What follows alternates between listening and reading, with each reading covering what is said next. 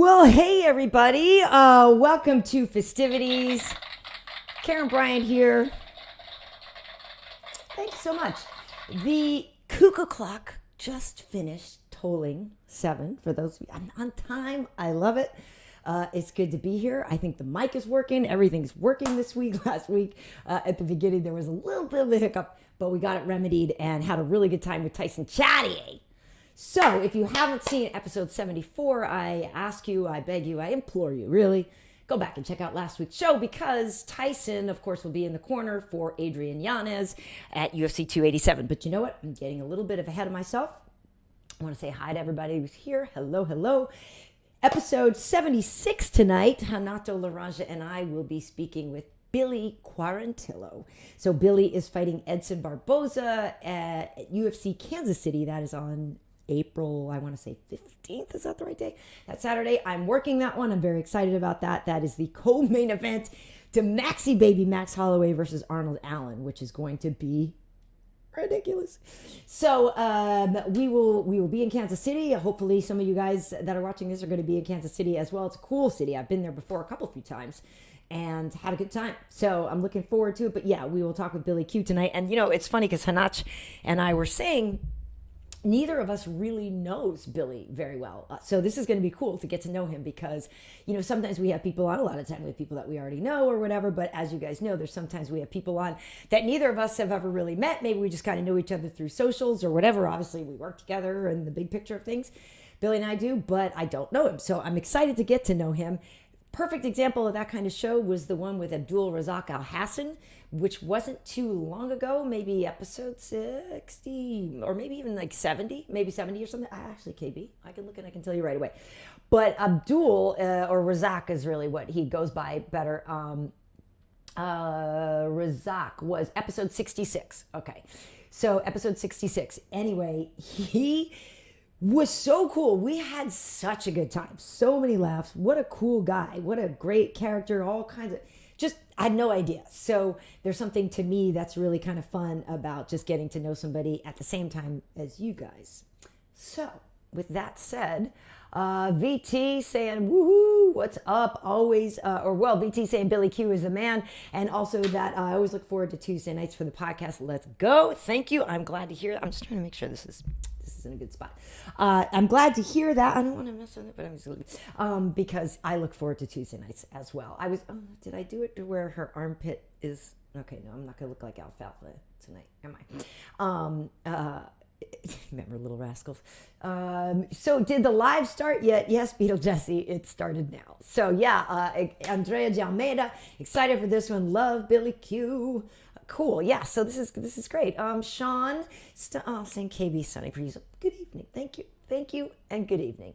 Yeah, right on, Arvin, making it on time. Wish I could say the same about Uncle Hanach. But of course, he is on Brazilian time. Actually, this weekend was talking, because I was working in San Antonio. Oh, KB. You make these graphics and then you forget to show them. Here is what's on deck for today. So we are going to have the Billy Quarantillo interview, obviously. We're going to talk about UFC San Antonio, recap and reactions. We've got lots of footage. And we could talk about Corey Sandhagen's incredible win over Chito Vera. Now, they're both really, really good guys. And this was one of those pick 'em fights where you're like, ugh. We've obviously had Chito on this show before, and I work with Chito, so my heart was definitely with my coworker there. Let's see. So the Chito episode, for those curious, and you definitely want to see the Chito episode because it was great. 54. Episode 54 is Chito Vera. He was great. Corey's such a good dude. I've interviewed him several times in the past, and he's a great guy. Got nothing against the guy, and he looked phenomenal. So that was just an incredible fight. So we'll talk about all the action that went down in San Antonio. We want to talk about Gamebred Boxing. If you guys know that Jorge Masvidal has a boxing event coming up on Saturday. Roy Jones Jr. is going to be fighting Anthony Pettis. So that's going to be pretty cool. We'll talk about that and some of the other people on the fight card. Also, Gwyneth Paltrow's trial. I know we talked before in the past about Johnny Depp's trial against her. There has been some funny stuff coming out. She's on trial. There was a skiing accident. just the way her lawyer was approached, or the other guy's lawyer was approaching her, was kind of hilarious. So we will talk that. It's very Better Call Saul, very much. And also Drake no-showed at Lollapalooza in Brazil. What? And we can talk about spring break, because I think a lot of people are on spring break right now, and other MMA news and things like that. And if you have questions and stuff like that, we can always get to that as well. But what was I starting to say? Okay, well, let me look at these questions, because I think I was just starting to get into some stuff from last weekend. Let's see. Yes, Joe Bellotti is saying Karyn and both Laura and Alan say that Holmes should face Pena next. So how do they match up? P.S. There are rumors of Nunes versus Aldana happening at 289 in Calgary. Yeah, it's interesting because Juliana really wants that trilogy fight. So I know that that's something that she's really gunning for. I think you could put Holly right into a title shot if you want. She was number 3 going into this fight, obviously a former champion, title challenger several times. So she could obviously just go right into a title shot, but maybe you wouldn't want to do that because she's had other title shots before. So maybe that's the type of thing where you just figure let some fresh blood in there. So Irani Aldana would be considered fresh blood if that rumor is true. Holly has already beaten Irani. And so, it's a lot going on, but I do know that Juliana is gunning for that rematch. So we will see about that. I just got a message from Renato. He's on his way, but Suavecito 6. Hello. How are you? Good to see you. One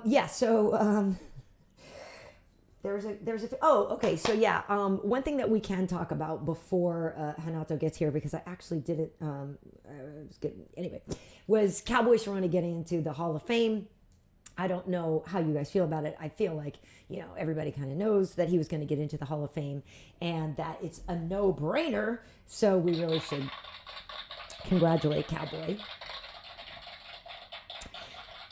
So I was talking to him afterwards back at the hotel. A lot of us were hanging out. And so I asked him, I was like, dude, did you really have no idea that you were coming? Because that's the whole story, is that he was had no idea that he was getting inducted into the Hall of Fame, because his retirement was so recent that he figured, this is the type of thing that usually takes a little while before you would get inducted.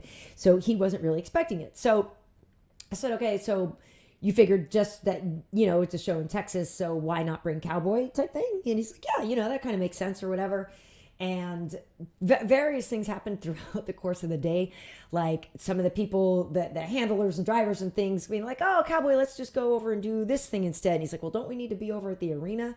And they'd be like, oh, no, you're good. We're good for a while. And that's so that they could sneak his family in. And there were all different kinds of things going on with, like the locator on each other's phones and one of his son's iPads. And like, why does it say it's close? Like, what, what's going on? Oh, it must have, whatever. So he was able to sort of rationalize everything in his head.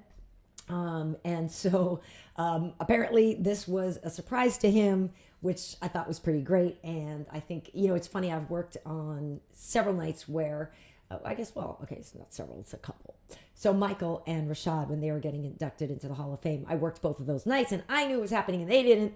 And it's a cool thing. It's like a really fun thing to know something like that. It's a juicy secret. And then for them to not know. Now, I didn't see Cowboy before the event, so I didn't get to, kind of like have fun out there. But I did see him after, and obviously he's very excited about that. So it is very cool. Okay, Reek Havoc doesn't like Cowboy. That's unfortunate. I'm sorry to hear that. VT Cowboy deserves it, but I wish the Hall of Fame had a waiting period like other sports. It makes it feel more special. Yeah, I mean, that's one of those things, I guess that's kind of was Cowboy's point too, in a way, that he thought maybe it was a little too soon. I feel like the UFC tends to put people in kind of sooner than later, right? Like, I mean, some of the ones, I guess, obviously on Fights and Pioneers take a little while, but I feel like there have been some people that have gotten in recently where you're like, yeah, of course. They should, and they maybe hadn't really retired that long ago. Like Anderson, obviously, and stuff like that, right? That was, actually, they made Anderson wait a year longer or something like that. I'm not sure. Hello, Gozerian. How are you? Good to see you. So, okay, so there was, anyway, I think that was kind of cool, and that was kind of a fun thing, like I said, that he didn't know about it, and we did. Yeah, though, CVT, that is true, though. It's good to give people their flowers when they are around. So that's the whole thing, is that they're there, they're able to make it to the event, they're agile still, and they can do a lot with it, too, and still, So, yeah, it's hard to maybe have a one definitive answer on that, but at any rate, there was another story today, a fight thing, but I'll get to it in a minute. Who's watching Succession? Okay, show of hands if you're watching Succession. I am loving this show. I watched the premiere of the episode the other night. I won't give any spoilers away, although there's not. I mean, I suppose there, obviously there's facts about the show that you could consider spoilers, but I don't know if you guys are into that show, but I really love it. And I guess wasn't it created by Adam McKay and somebody, but if it's a very dramatic show or whatever, all these high stakes wheelings and dealings. But the thing about it is, it is very funny. And the truth of the matter is you could actually read that script like a comedy too. It doesn't, a lot of the things that they play for the drama, you could play that as a straight comedy too. And I think that's why that is so good. Like the way that show is written, and the characters really can, especially Roman, I think is hilarious. But the way they walk the line, and Tom, I love Tom. I love Shiv's husband. He's like a love and hate, and whatever. There's a lot of the characters on this that I think are kind of love and hate characters. But anyway, next time you watch it, if you do watch it, or maybe you hadn't thought of this, or maybe you didn't want to watch the show because you didn't think of it that way, but if you watch it and think of it purely as a comedy and think of it differently like that, it adds like another layer to that show. So, is that with your girl Gugu? Is she in it? Gugu Mbatha Raw? Is that who you're talking about? Is she in it? I don't think she's in it. Is she in it? I don't know. Yeah. So yeah, Surface. Yeah, I was gonna say that's something different. I think. I think that's something different. But that is a really good, a really good show. So I highly recommend Succession if you are not watching it. So okay, we got a question here from Beetle Jesse saying, KB, who do you think Leon Edwards should fight next? I think it should be Bilal. But because I think he earned the title shot, but I understand why, it's Colby, because of the drama that Colby creates and the eyeballs that Colby could bring more than Bilal. And also, I mean, if we're honest about it, I'm imagining a certain part of the audience feels underrepresented in champions. Let me just put it that way and say that they could maybe, certain part of the audience want a guy that they can rally behind a little bit more than some of the current champions that they may not feel the same way about. So, with that said, Colby will give him a hell of a fight. I mean, nobody's debating whether or not Colby is a good fighter. It's just a question of, does he deserve it? I mean, deserve is a word I stopped using actually in my own real life, because things you deserve, you don't get. Things you think you deserve, you don't get. Other people don't think you deserve it. Other people don't care. And so deserve is a word I try to actually use less, because I think there's a lot of things that I actually do deserve, not getting them. So I gotta just let that go, and I need to just accept the fact that I'm not gonna get them, because that's how it goes. So with deserve, I don't know what you should do with that. I do think that it's, Bilal has put together an incredible streak.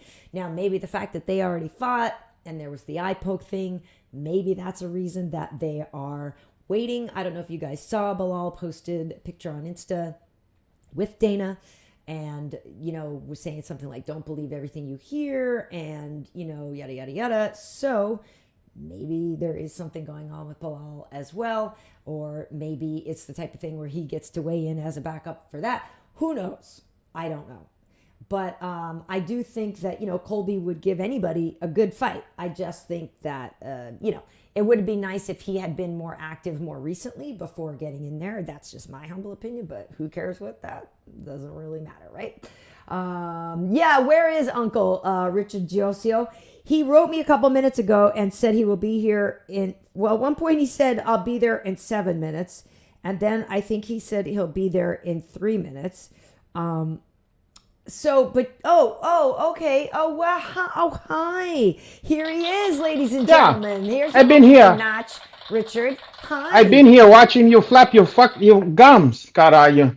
Okay. Let me to button this up. I don't want to shiver your chambers too much here. Wow. I gotta make you to work for it. Is that who's gonna give you the cow if you don't want to drink some of the milk? I don't drink milk. Well, you're gonna drink this one. This is a chocolate cow. It's Yoo-hoo, Karyn. No, Yoo-hoo. It's Ovaltine. Is what it's doing. No, it's Yoo-hoo. What? Yeah. Do you have a clock? Well, say thank you. You know what? What you don't understand is I've been slaving over a hot Instagram Live, getting people, siphoning people over to this, getting people aroused, and whipping them up into a frenzy, so they're gonna come here. Well, you did say 7 minutes, so was it 7 in heaven? I'll check you to heaven before I check you to hell.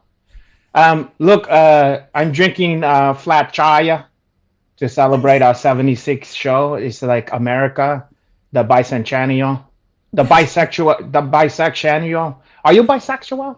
I am not, although I might have to just try that because I can't get a date otherwise. So maybe I need to broaden my horizons and maybe widen the fishing net because you need to spread in. I haven't caught a man in 2 years. Listen, you need to spread in your cheeks. Never mind you need to broaden your cheeks. Never mind your horizons. I don't want to broaden my cheeks. I want you to broaden that one. Listen, tighten them up. Fuck that. You know what? Oh, you're lucky I'm not your trainer. I would be feeding you. I would be feeding you like Augustus Gloop.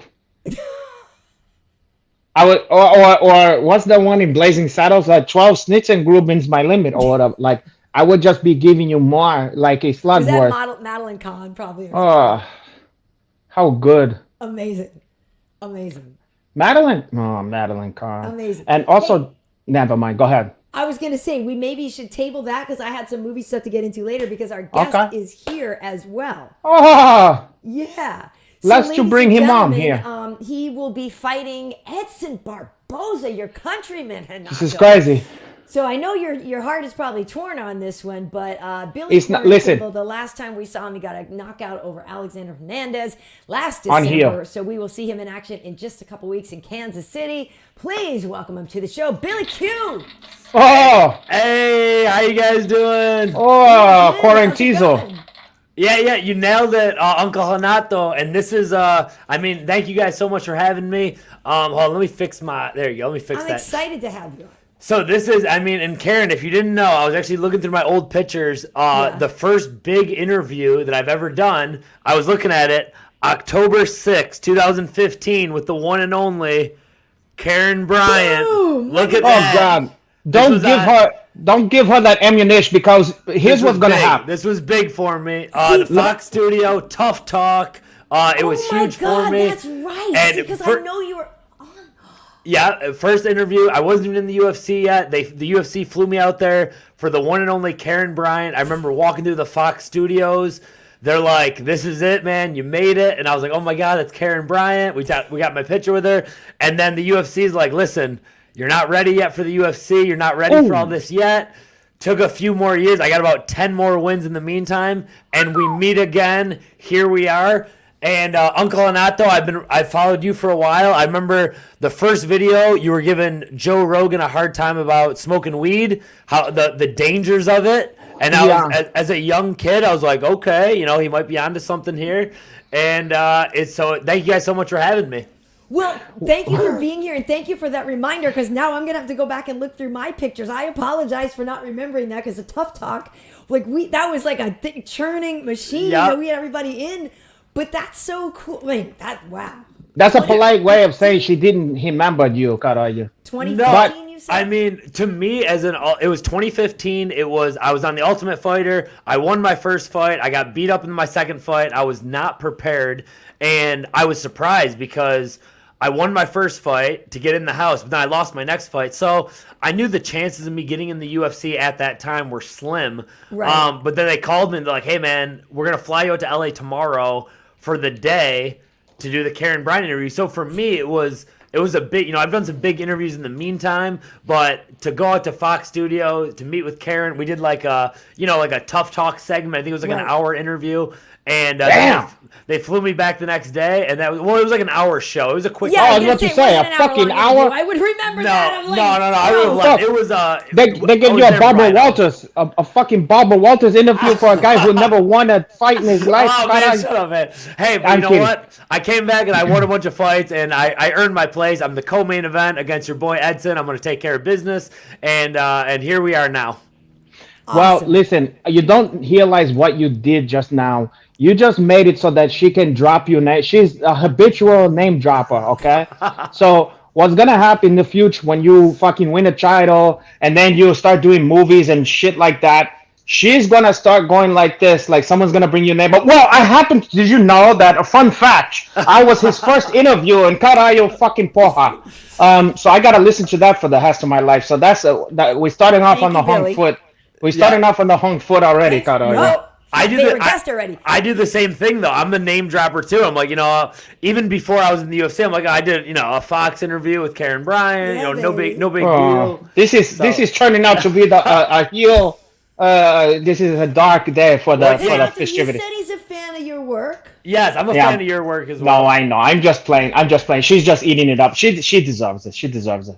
But first of all, I gotta give you kudos too. You're the first person in 76 shows to come with a fucking headphones. Oh yeah. Well, actually, something that I know I've seen videos where you're like, you're against the kids, but I got a kid in the other room, and I don't want it to be too loud. But I got him on the monitor, so I'm taking a look at him. He's sleeping over there, so I don't want to be too loud. And I got a nice little setup over here, a little man cave, if you will. And he's a sweet little baby, right? How old is he? Yeah, little baby boy. He's almost 8 months, and he's been a big driving factor into. I don't want to pay child support, so you know how expensive that gets. And but no, me and my wife are happy, and a lot of my motivation now goes into my family and my child and all that good stuff. Well, Johnny Taylor once had a song that is called "It's Cheaper to Keep Her." So as long as you can do whatever you want on the side, all that kind of good stuff, just don't divorce that one because she's gonna take everything you got for her that you work for. I've heard that line before. Yeah. You can do anything you want on the side. I'm giving him the freedom. He needs to flap his wings, for her. Listen, he's famous and he's good looking, Carayo. And he should be able to do what he wants, for her. It have the membership have its privilege. But what the fuck I was gonna say? Oh, about your kid, he's nice. He don't have what he's got to worry about now. He's taken care of. He's having visions of spending all your fucking money. I know. And all the hard work. Yeah, all the hard work. He's asking for handouts. Yeah, that's how it goes. The UFC writes him the check now, not me. It goes to the missus first, goes my baby, and then if there's any scraps left over, I get a couple scraps. But that's pretty much it. I'm against this. I'm against that. I know you are. I know. What have he ever did? He's living off your work. I know. He's I'm gonna start taking pictures of him. Start getting at least some charity likes, like, oh, cute baby. He'll give you some followers, that kind of thing. He's got to do something. I wish I had did this, and I'm gonna give you some advice. Every fucking dime you spend on this kid, I want you to put in like a brown, like in a shopping bag or whatever. Just put his each, almost like you for your taxes, and keep a record of all the money you spent on this fucking guy. Okay. And then when he starts talking shit to you, I hate you, Dad. I hate you, Dad. Later on in the years, then you can remember. You can put it over his head like confetti. Look what I fucking did for you. Okay. Look what I did for you. That's some free game. I appreciate the parenting advice. Trust me. Don't take parenting advice from him. Listen, look at me. Sweet daughter in the other room. But look at me. I look hasted. I look wow. I look great. I mean, thank you. I look great for my age, for huh? I look great for any age, Frank. To be Do frank, you? yeah. Oh yeah. Um, So okay. Speaking of, wait, hold on. I just want to make sure this is not happening in you guys' stuff. For some reason, I'm hearing every fucking thing I say repeated to myself. I'm not. I'm not hearing it. Okay, so as long as I don't mind, because I I'm like just to hearing it hear. once. This is a double whammy for me because I get to hear myself talk twice, Carayo, and that's invigorating to me. But I want to ask you something here. What? Okay, so I know. Look, you're Billy Q and all that kind of stuff. Yep. Oh, Quarantillo. Renato, hold on, What? time out. I realize why. I Why? think on my end of the studio, I said echo cancellation. If you want, I can change. I can mess with the settings because maybe me toggling off echo cancellation is doing that to you. It could be. Do you want me to try? I wouldn't. It wouldn't. I wouldn't mind it. Yeah, because I know that can get annoying, right? Well, yeah. I mean, I do love the timbre and the cadence of my voice, but it's not necessary. Did it go away? Okay, poha. Is No, it's gone? no. It might No, have something to do with Billy Q have me turned up in there on his No. headphone So and if it's it coming didn't change, out. go back to the other way then. Well, I got you on my headphones. That's usually like if I don't have the headphones, sometimes you'll hear the echo through. But It's okay. I don't give a shit as long as people I think don't it's- hear it. I can only Whatever. hear you once. Okay. Don't worry about that one. Sorry, Renato. I just tried to fix that, but sorry. So go ahead. I No, didn't it's mean to okay. interrupt. Now, Quarantillo sound Yep. Italian to me. It is. It is okay. So, are you 100% Italian? Not 100%. So my grandfather on my dad's side, he was from Naples, Italy. Wow. But then he married my grandma, who was Spanish. But Oh. they met at such a young age. They were only like he was 20 and she was 19. God, rest in peace. They've both passed on. They both moved on.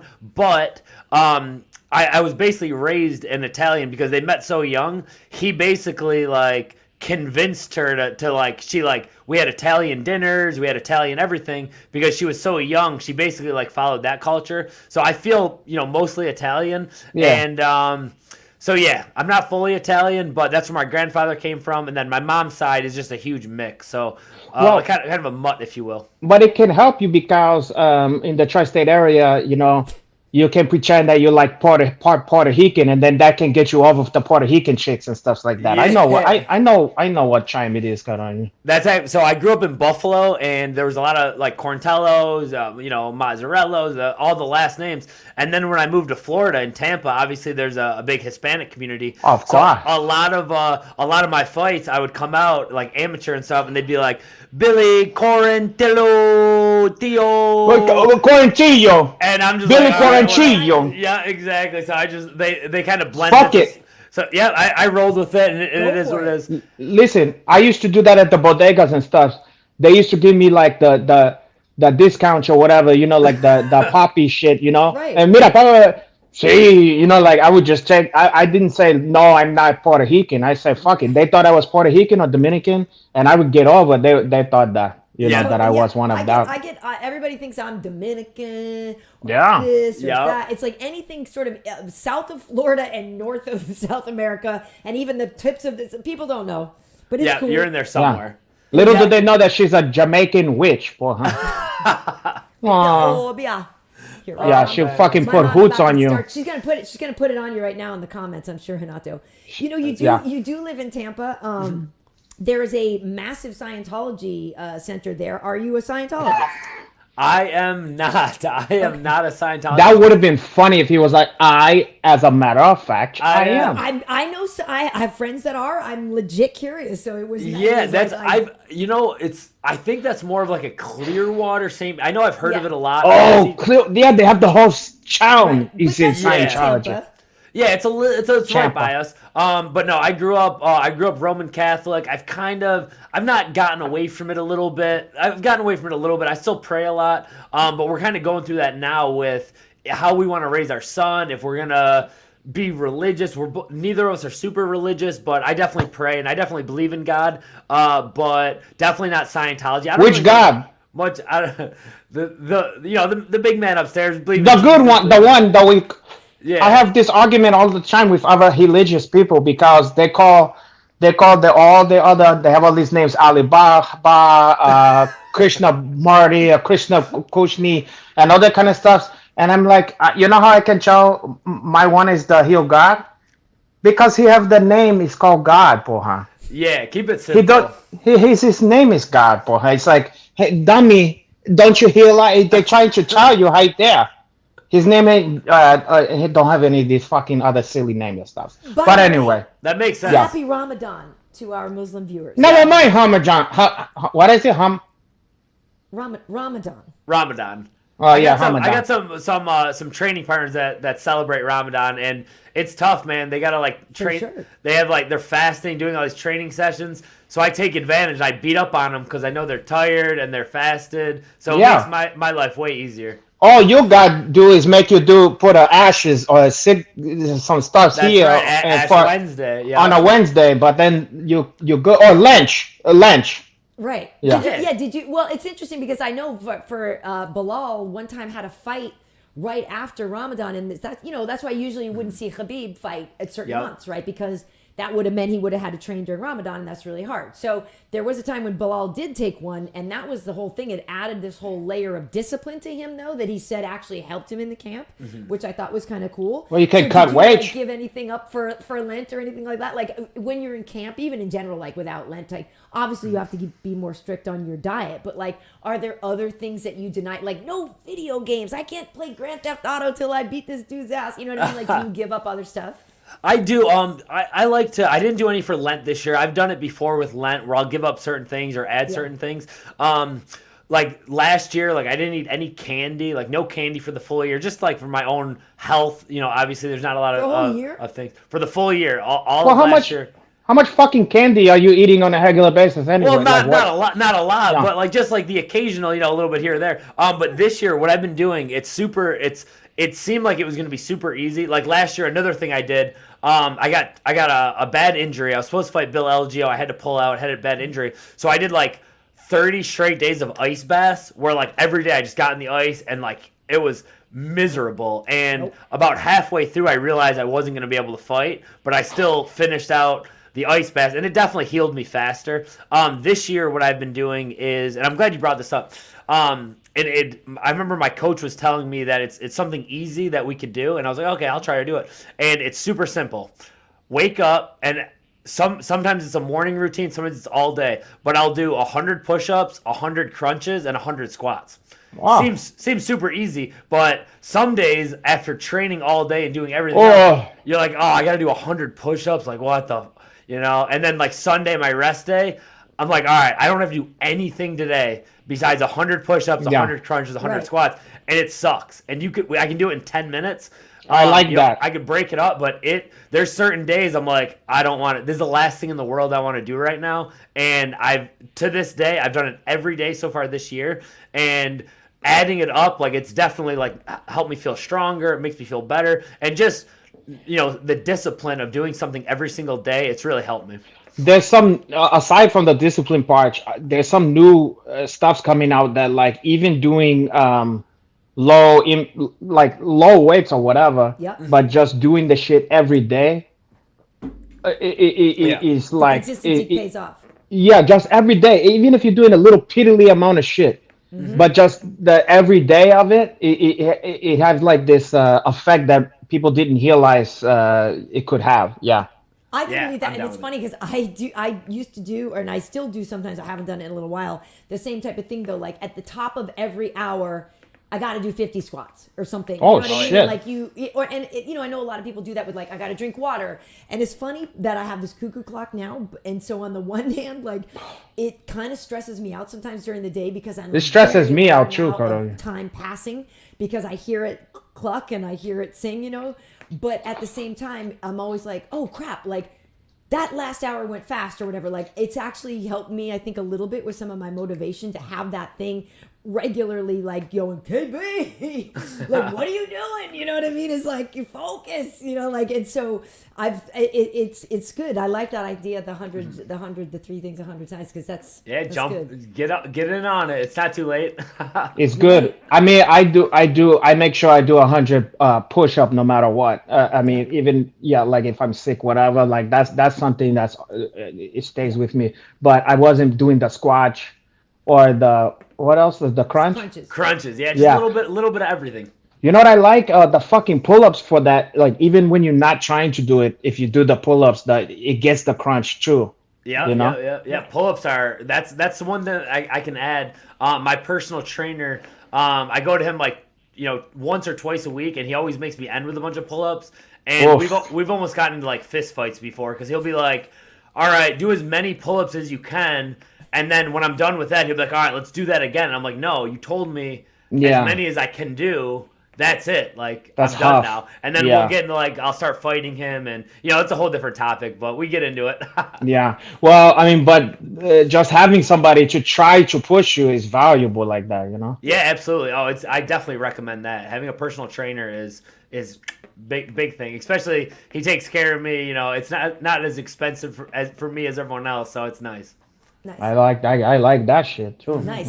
Well, obviously, you must be leaning on this guy a lot because you have a massive fight coming up. Yes. You're fighting Edson Barboza in Kansas City. This is in a couple of weeks. I'm really excited. So folks know there's no fights this weekend for the UFC. There's a lot of other stuff going on, and we'll talk about some of that coming up. But then there is the pay-per-view, and then there's Billy's fight. So you're the co-main event. Yep. You're going to be fighting, setting the table for Arnold Allen versus Max Holloway, which in and of itself, like, to know that you're coming before them, I would think would make you feel like you got to show out, right? Oh, absolutely. Yeah, it was one of those things, you know, going into the Alex Hernandez fight, I wasn't thinking about anything past that. It's like, it was a long layoff. Go and beat Alex Hernandez, who's a stud himself. Went out there, got a huge finish. And then in the press conference after, I didn't even think about, like, who's next. You know, you don't even look past the fight at all. And one of the reporters mentioned, they're like, oh, what about Edson Barboza? And I'm like, I remember. Yeah, and I'm like, oh, yeah, you know, I'm like, Edson Barboza, that'd be a great fight. And the more I thought of it, I'm like, that's a perfect fight for me. Yeah. He's a huge name. He's a stud. I've been watching him for probably 12+ years. I remember when he knocked out Terry Edelman. Yep. I wasn't even a pro fighter yet. I was an amateur fighter, and I watched that, and I remember thinking, I'm like, thank God I don't have to fight that guy. You know what I mean? And then you fast forward it, and you're like, holy shit, now I got to fight that guy. Yeah. And so I called him out, and I was on Ariel's show. I called him out. I was like, me and Edson Barboza, like, that's the fight I want right now. I would love to do it in Buffalo, my hometown. They did one in Buffalo yet? We did a long time ago. They did one time, years ago.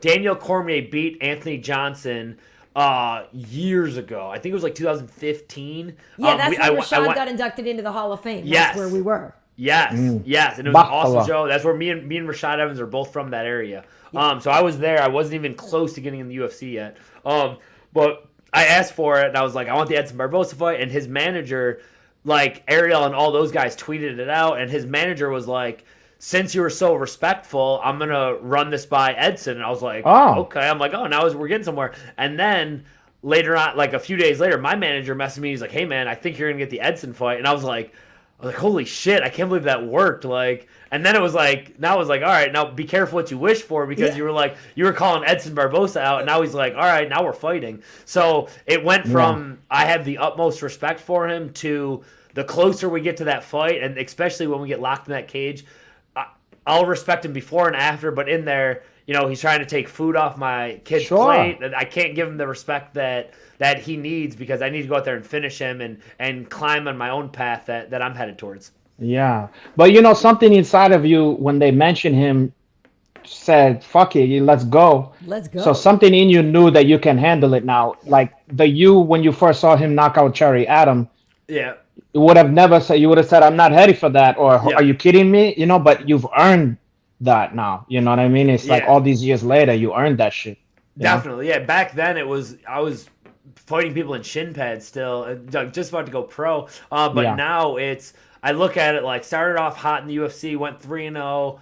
lost one, came back and got a fight of the night. Then I got my first big opportunity against Shane Burgos, Madison Square Garden. I That was remember. the one. It was after Justin Gaethje and Michael Chandler. And I'm like, I'm watching it backstage. I'm looking around. I'm like, I gotta go on after this shit. Like, what are we doing here? Like, the whole crowd. Crazy. Like, I could feel the rumbling in like the arena. I was like, oh my god. Came up short in that fight. Had a great fight. Yeah. I wasn't. Burgos is a dog, though. Come on. He really is. He really is. And he had a great game plan.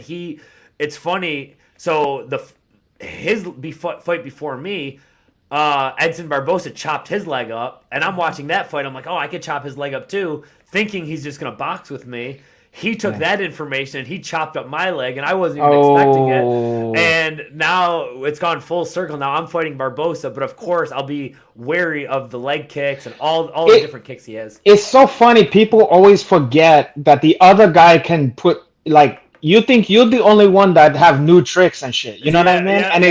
Everybody always forget that. That it's like, oh yeah, this other guy can put some fucking shit together too. You know, he can evolve too. Well, it's funny too because Shane Burgos is a former guest of ours here on this show. We had him on, and that guy, he's a dog. So there's no shame in losing. He was a friendly guy though. He was a good guest. Oh, he's a great guy. Yeah. He's I got nothing but respect for him, and I'm happy for him. He signed a huge deal with the PFL apparently, and it sounds like I'm all for fighters making money. Like, good for him, man. I'm super happy for him. Yeah, the only sad thing. Well, go ahead. The only sad thing is like he had to be on the same roster with, some subpar fighter. Shall be he made nameless, but he's obese. I'll give you a hint. He's obese, and he's a pig. Doesn't he fight at like light heavyweight? I don't know. He's heavy as far as I'm concerned. He's so that's 205 pounds, and I believe he's like 6'1" or so. So listen, I don't want to get into this. I don't want to get into this with you. This isn't about Vinny. I'm no clinician. Vinny Bangladesh. Yeah, Vinny Bangladesh. He's a piece. Listen, I don't want to. You guys are still running with that rivalry. That is the longest, man. Yep. You guys haven't squashed that yet. Listen, revenge is a dish best served old. That's you guys are in the long run. I like that. No, it's real. It's like a grumpy old man, It's like a Walter Matthau and fucking Jack Lemmon, only as Jack Laranja. That's awesome. So really though, so here's the thing, obviously with what we were just talking about with the kicking, Edson, he the greatest striker of the UFC scene, right? Like for the longest time, we all called him that.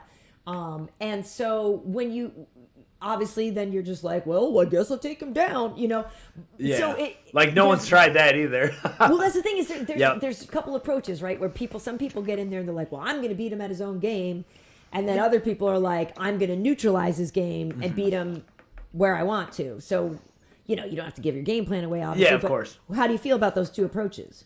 Yeah, it's watching his fights, and luckily I can't look at I didn't want to, and which I did do anyway. I went back and watched all of his fights, like the Tony Ferguson fight, the Gaethje fight, the Khabib fight, all those fights.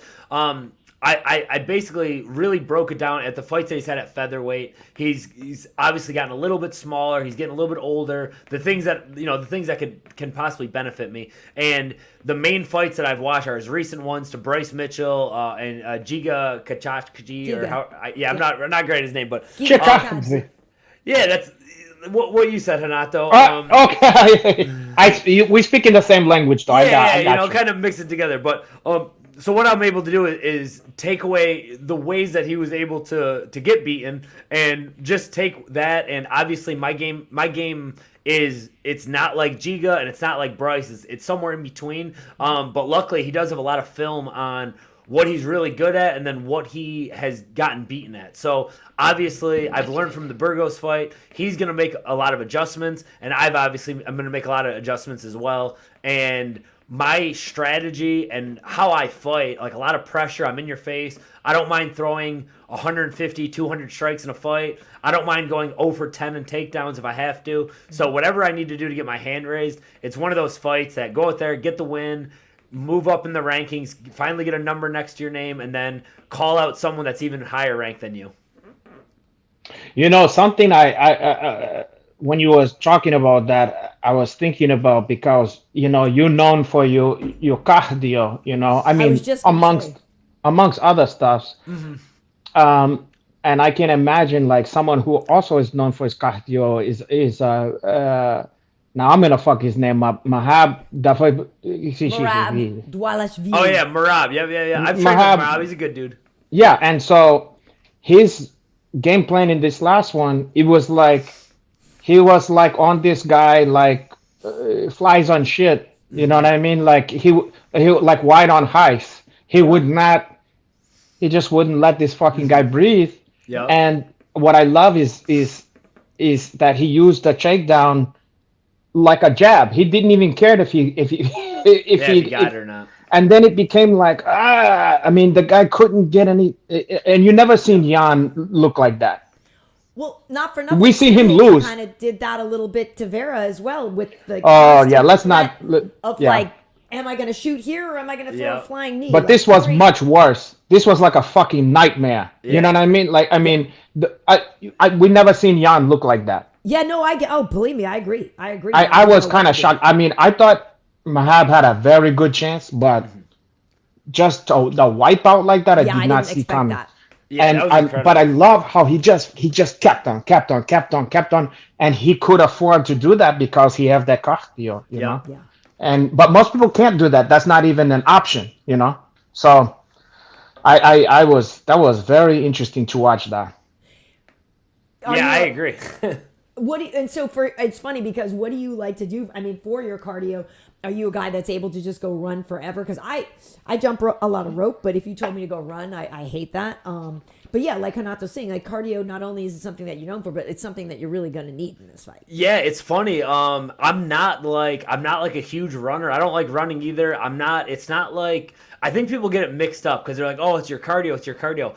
I think what it is I have that like in terms of fighting, I'm more of like a marathon fighter than a sprinter. So I might not come out and like knock you out in 5 seconds, but I get off to like sometimes a slow start, sometimes good, but I'm able to stay at a high pace. Like I'll sit at an 80-90% in the first round and the second round and even the third round, where a lot of my opponents, like Alex Hernandez, for example, or Gabriel Benitez, they'll come out and try to kill you. Yep. Or Spike Carlisle was a great example. He'll come out and try to kill you. Oh my God. That guy. But by the second round, they're at 40 or 50%, and I'm still at 80%. So a lot of it comes from, like when we do jiu-jitsu, I'll do 6, 7, 8 rounds in a row, and I won't take any breaks. And I'll just keep going and going and going. And I do same with mitts and same with sparring.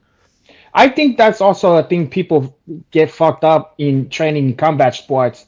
Is like they try to do all this unrelated cardio shit, and it's like, why not? I remember, I think it was Forrest Griff who said something about that. It was like, we're not training for a marathon or whatever. In his book, it's fighting. About that. Okay, yeah, and it makes all the sense in the world, because when you first start in jiu-jitsu, you could be a triathlete, and then you try to do jiu-jitsu, and you're gonna be tired.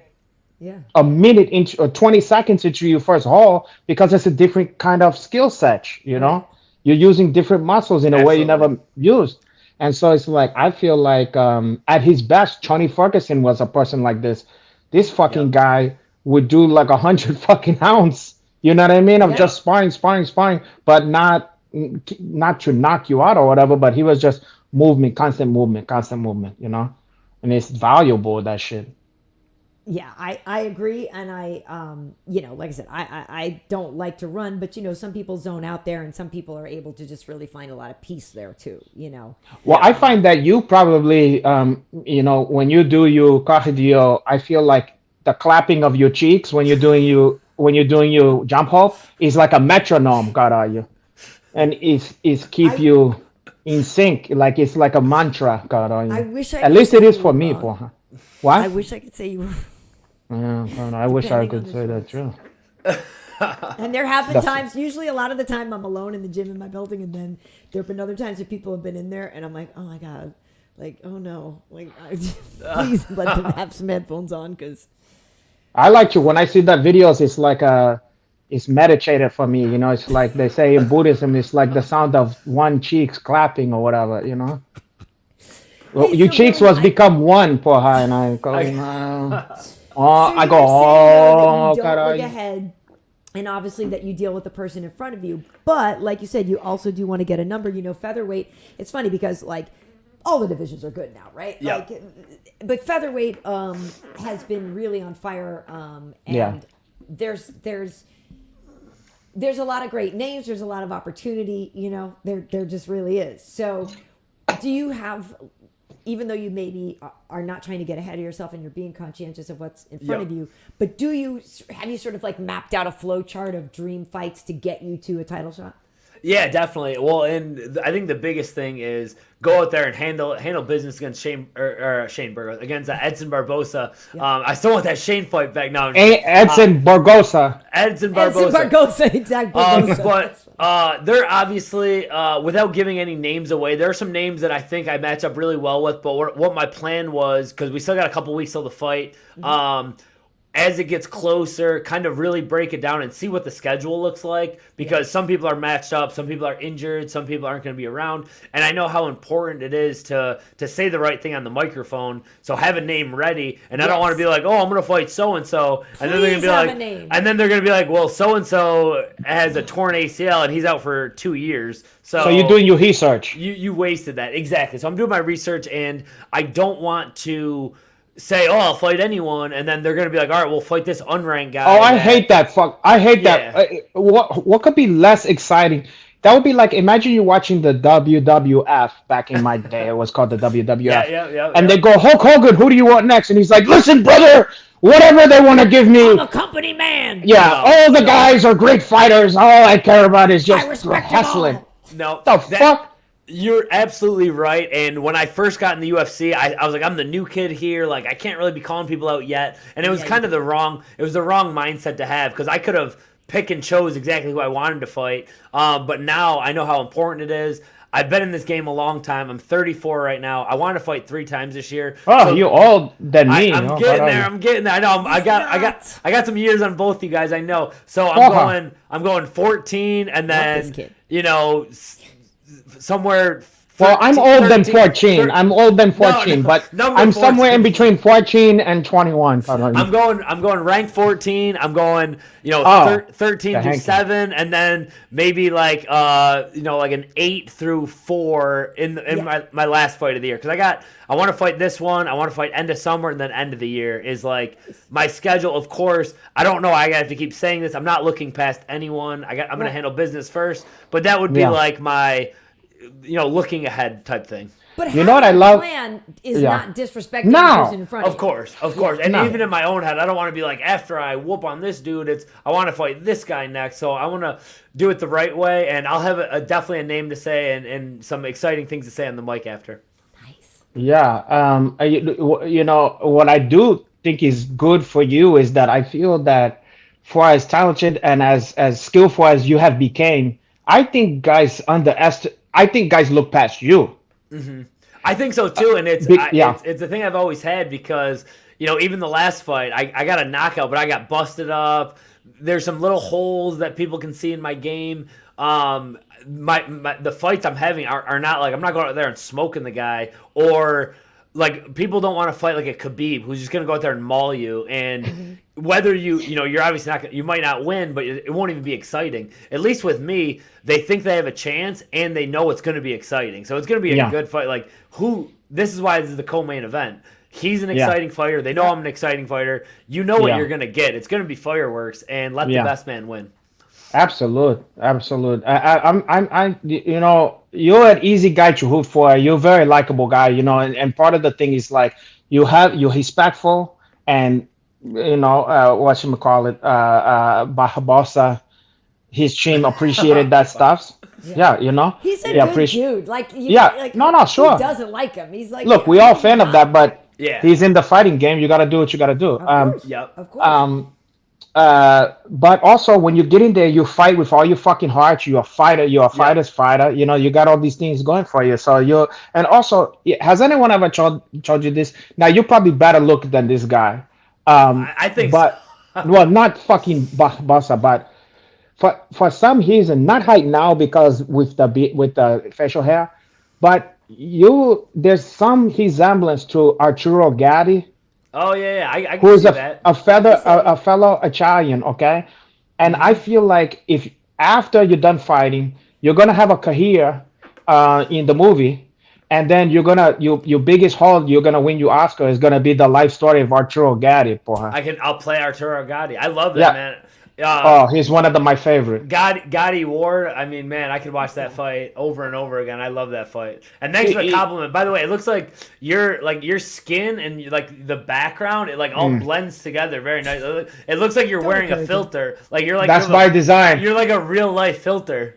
Yeah, it's true. The Egyptian cinnamon filter. They don't make them like that. Nice. Looks very they broke nice. they broke the mold, Carayo, when they made that one. Yeah. I appreciate that, and a lot of the fans appreciate that. Karyn Bryant appreciate that, even though she don't want to admit. You know, okay. So I wanna ask you a couple of things. Actually, yeah. Dean is asking if Kansas City's gonna have open scoring. You know, they've had it before, right? And for Invicta and stuff, sometimes, don't they? Right? Yeah, I've heard it. Yeah. That would be nice. I like open scoring, Carayo.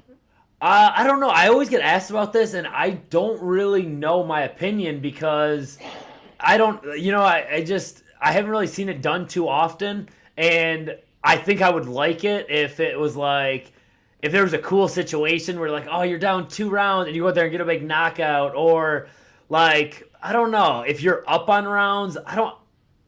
I would have to see it play out. Here's my thing.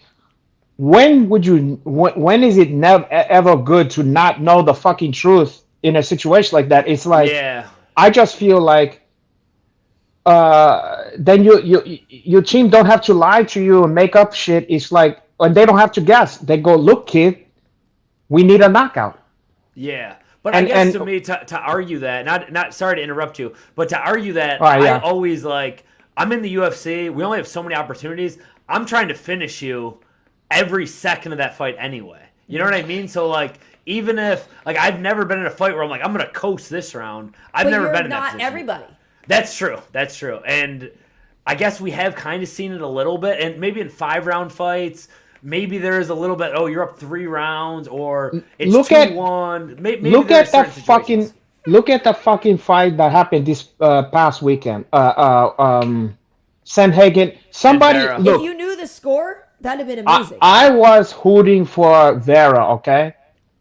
Very biased, okay? Because we had him on the show and he was very great guy. He couldn't have been cooler. Now, and I got nothing against, I'm a fan of Sandhagen's fighting. I don't know him as a person. So I was going for Vera.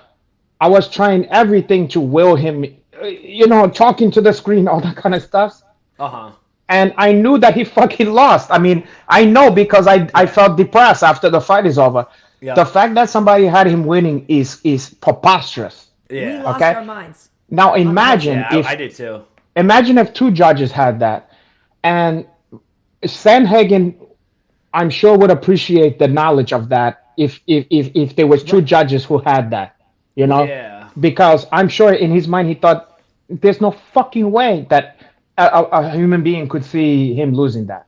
Yeah, but then at that point, I mean, I guess I get it, but like for like, since let's take that fight for example, in between rounds, are they announcing? They're like, all right, 2 judges have him winning and 1 judge has them winning. Then I don't know. You know what I mean? I'm then not you're sure. Then you're like, oh shit! Like you're doing the math in your head, and you're like, well, and then the whole crowd might start booing, and they're like, what the hell? So it's just a very interesting. It's worth a try. It's worth a try. Yeah, I guess so. I think it's a good. I personally think it's a good idea because no matter where you are, if you're the one who's down on the cards, then you know you're gonna go. You gotta go.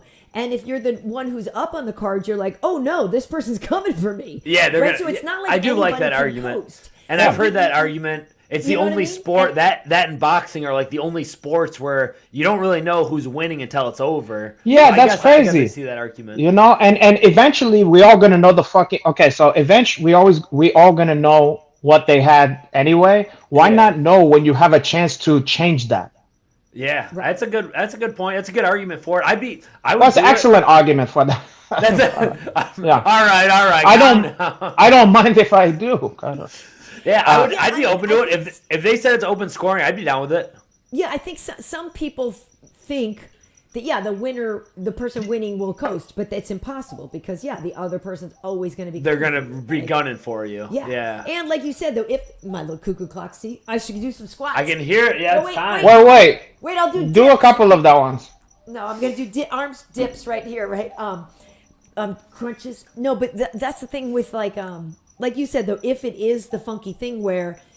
Yeah, it's round 4, and you can see that like a couple of judges have totally different views on what's happening. That does add to the drama. Yeah, it makes it exciting. I guess I'd be cool. Like I said, I just haven't seen it enough to really have an argument.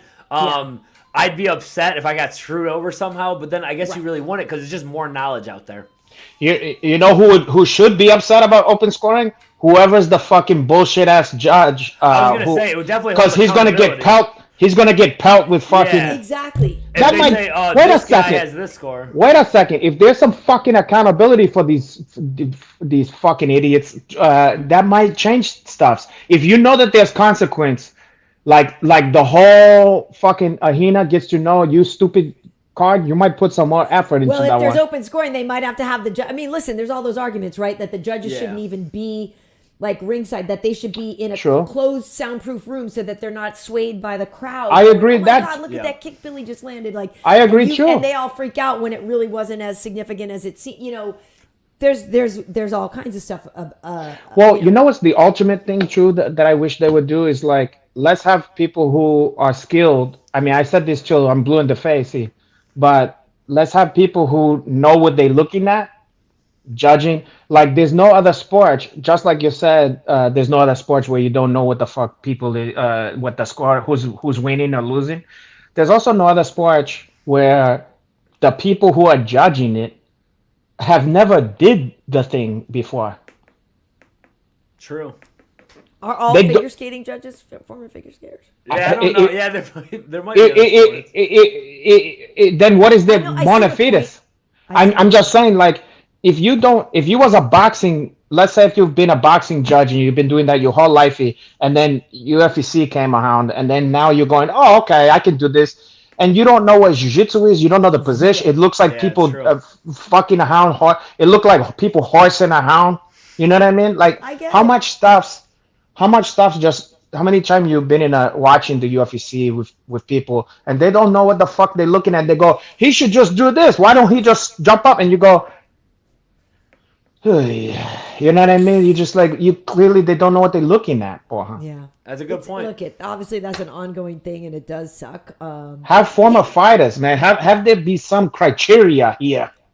I agree. I want to ask you. Speaking of like the your path to the title and all that, what did you think with Yair winning the interim, and what do you think will happen when Volk and Yair mix it up? Yeah, that was I like how they did that. I know they were like, they don't need an interim belt because Volk's coming back. I like how they did that. I think it makes it more exciting. Yeah, it is more exciting. I think Volk was pretty much cleaning out the division, but now there's like, all right, there's an interim champion now, and now it's like a belt unification. It makes the fight bigger. It makes the division bigger. Yeah. I'm super excited about that. I do think with a lot of people watching it live, it seemed like Volk could have won the Islam fight, and I think that would be another argument for judging, but we don't have to get back into it. But I think that was a case of we all thought it was a very close fight, maybe a 2-2 going into the 5th round, and Volk's at home. He's beating up Islam in the last round. We're like, he just won the fight, but really it was probably 3-1 going into that, so it was 3-2.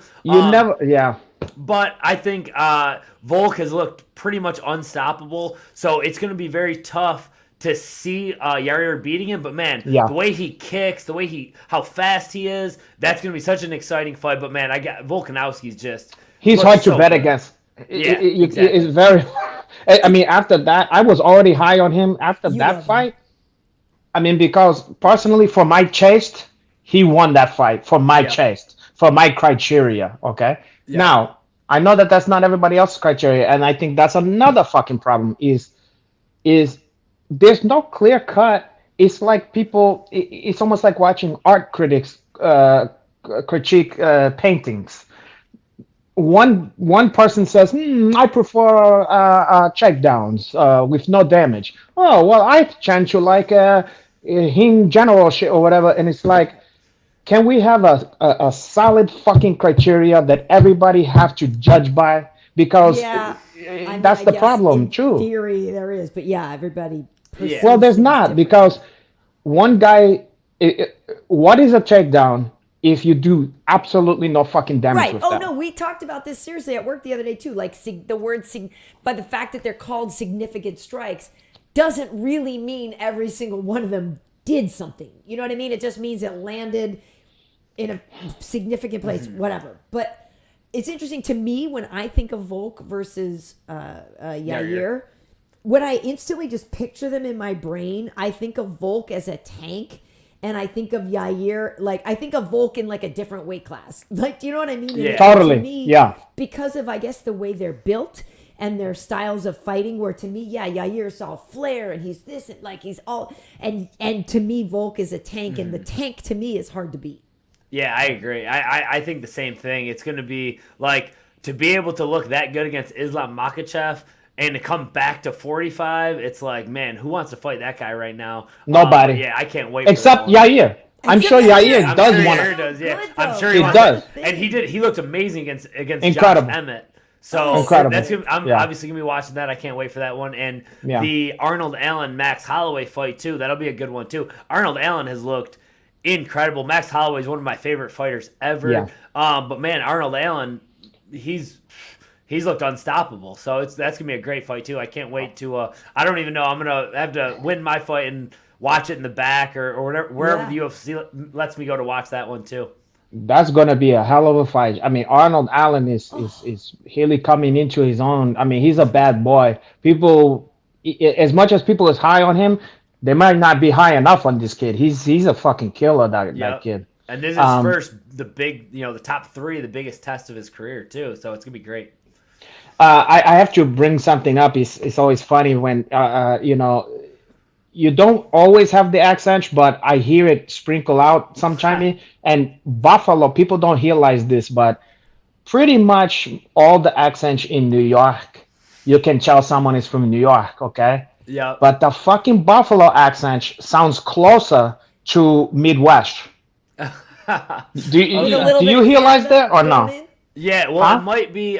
It's either that I've heard this before because we're actually right on the Canadian border. Yeah. So it's either part Canadian or I've been in Florida for so long. I've been in Florida the last 13 years. I'm starting to like pick up on the southern. I know southern what I'm accent. hearing. I'm hearing a Buffalo accent, and the way I know is because you said Arnold Allen, and Arnold that Allen, yeah. Allen. Bagel, Arnold Allen. Arnold Allen, and then say what is H2O? What's the normal way people say H2O? Water. No, Water. don't bullshit. How do you really say it? Water. I say water. Come on. You have. I like your. You have like a. He's gonna say water. Yeah, You a have lot of. bagel. Everyone gives me a hard time for how I say bagel. Bagel. You mean bagel? What is Bagel. Yeah, like a bagel. Bagel? Yeah, That's what I I'm know, telling you. I know, Karen. I know. I can't. Buffalo? I From can't. Massachusetts originally, but I don't get to decide how I talk. Okay. No, of course, and it's fine. I just noticed stuff, and because who's from. I mean, for me, You're the an greatest accent person, guy, huh? the greatest person from Buffalo in the history of Buffalo is a Hick James. Okay, Hick James is the greatest Buffalo person that ever exists. I hear Rick James. And even Hick James, with how he talk all slick and he's from the streets and stuff like that, you hear him even in that Dave Chappelle stuff when they interview him. He's like I hit him. My ring didn't say Unity or whatever. It was the Stone City Band. It had the heart and wings, but the way he said heart is very Buffalo. Yeah. And he reminded me because my father, even though I told you he's an African American man from Detroit, and he, sowed his oil oats in Brazil and stuff, and That's where you came. Yep. yeah. But he's where you originally from Detroit, and all the fucking people in Detroit sound exactly like the fucking people from Buffalo. Yeah. They have the same accent. They say heart and all that kind of which shit. is almost Chicago, but not It's quite. very much Midwest. That's what I say. I sound like a Midwest accent. You know, like my mom or whatever. My mom. It don't sound like the rest of New York. Do you know?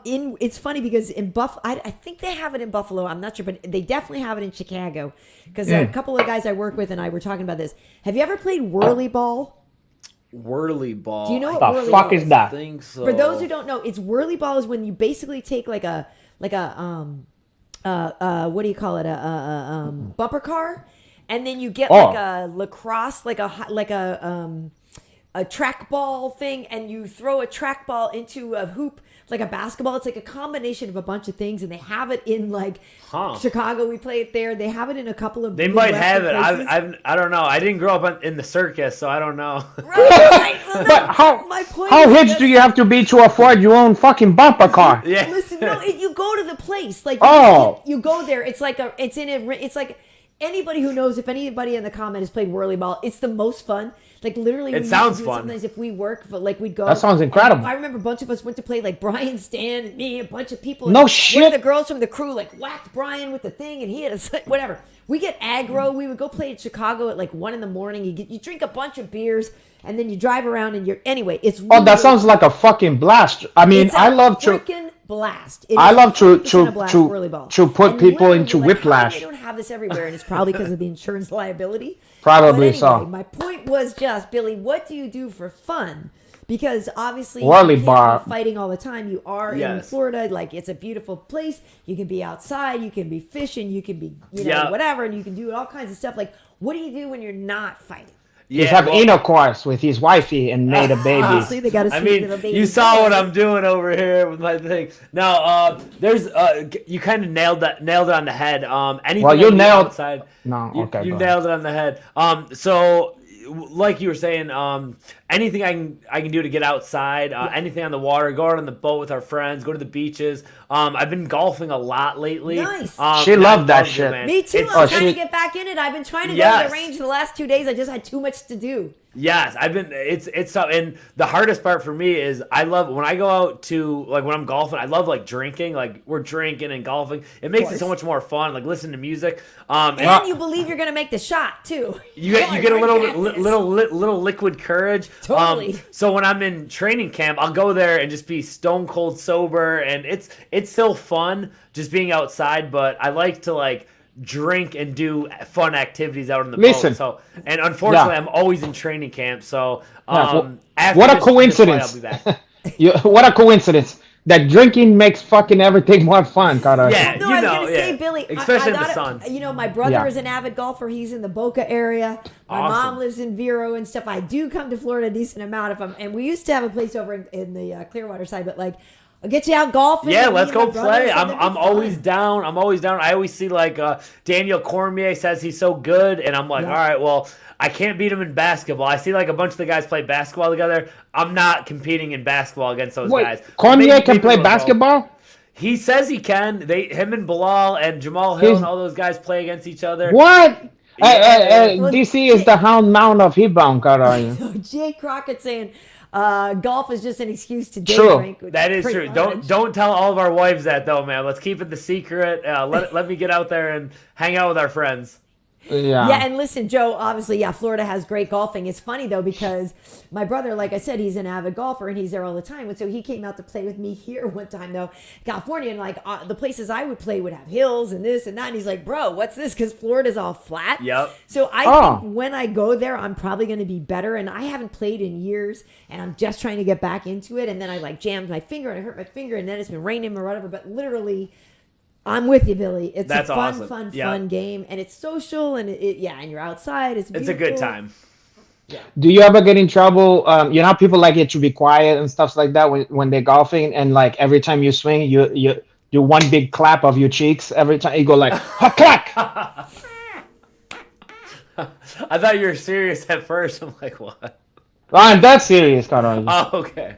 That's a Karyn Bryant question. I've never gotten that.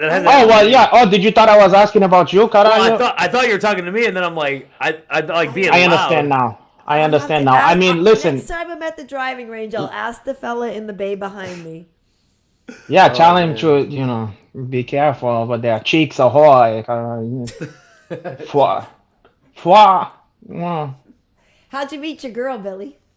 I met her the old-fashioned way. So we met in. What? I'll explain to you. We met actually. We met at a bar that's like probably like right on like there's a place called South Howard, and so I've never been on a dating app, never owned a dating app. We met like right before like dating apps got popular. We met like 10 years ago. Wait, you met at a black college? No, I met her at a bar. Oh, okay. Did you say a black college? Well, you said you met her at Howard or some shit like that, and I thought. Oh my God! No, the road it's on. It's called South Howard. The road. I got all fucked up. In Tampa, we call it Soho. They were both in the marching band, Renato, at Howard. Yeah, That's how they met. No, they're both in the step. He used to be in the step And the scene step or show. whatever. They met in the step Yeah. show at Howard. Yeah. No, yeah. So I met her at a bar. You met her at Freaknik. Okay, forget it. Me and a few of my buddies were drinking. We were. We knew a friend there that had like a VIP table, so I was like acting a fool, jumping on the furniture, and I tell the story.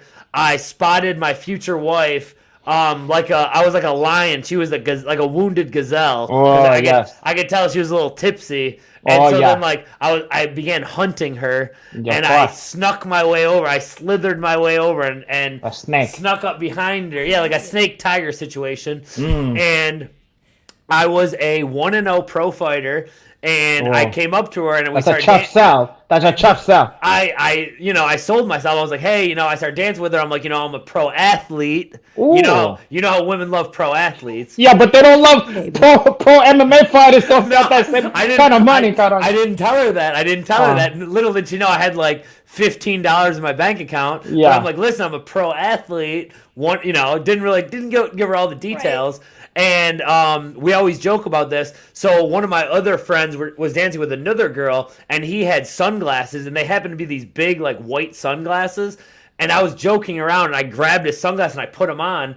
And she tells people the story that I started dancing with her with these big white sunglasses on, like an idiot. But it was funny. And next thing you know, we bought her a shot of Patron. We're dancing the night away, and I get her number. Even more disabled, cara, you. Yeah, disable the defenses. Exactly, like a lion digging into his prey, and and that was in 2013. And next thing you know, a one night thing led to this, and now my bank account has even less money because she has all my money, and I got the baby now, and now this remind me of like you look, Billy. This remind me of like the Cosby Show, but more the Cosby in real life for her. It's like you hoofy that one into submission. I know, I snuck into her. It's only bad if like it's funny because well, maybe I shouldn't say this, but it's the whole thing about like we've always talked about this, Renato. Like it's harassment if you don't think the guy's cute. If you think the guy's cute, it's like he really wants me. If you don't think he's cute, it's stalking. Like it's a little much. Yeah, well, also there's a vibe. It's like you can tell if somebody fucking want to talk to you or not. You know what I mean? Yeah. And if someone's not interested and you still fucking badgering them, it's not like in the romantic comedy. Right. I'm one of these people. If you're not interested, I'm embarrassed. I don't want to try to convince. I'm not gonna say, hey, do some wacky stuff and get you excited about that. I'm like, pew, I'm the fuck out of there. No, because it's embarrassing. I don't want to be with somebody who don't fucking is not attracted to me. Yeah. Luckily, it's never happened.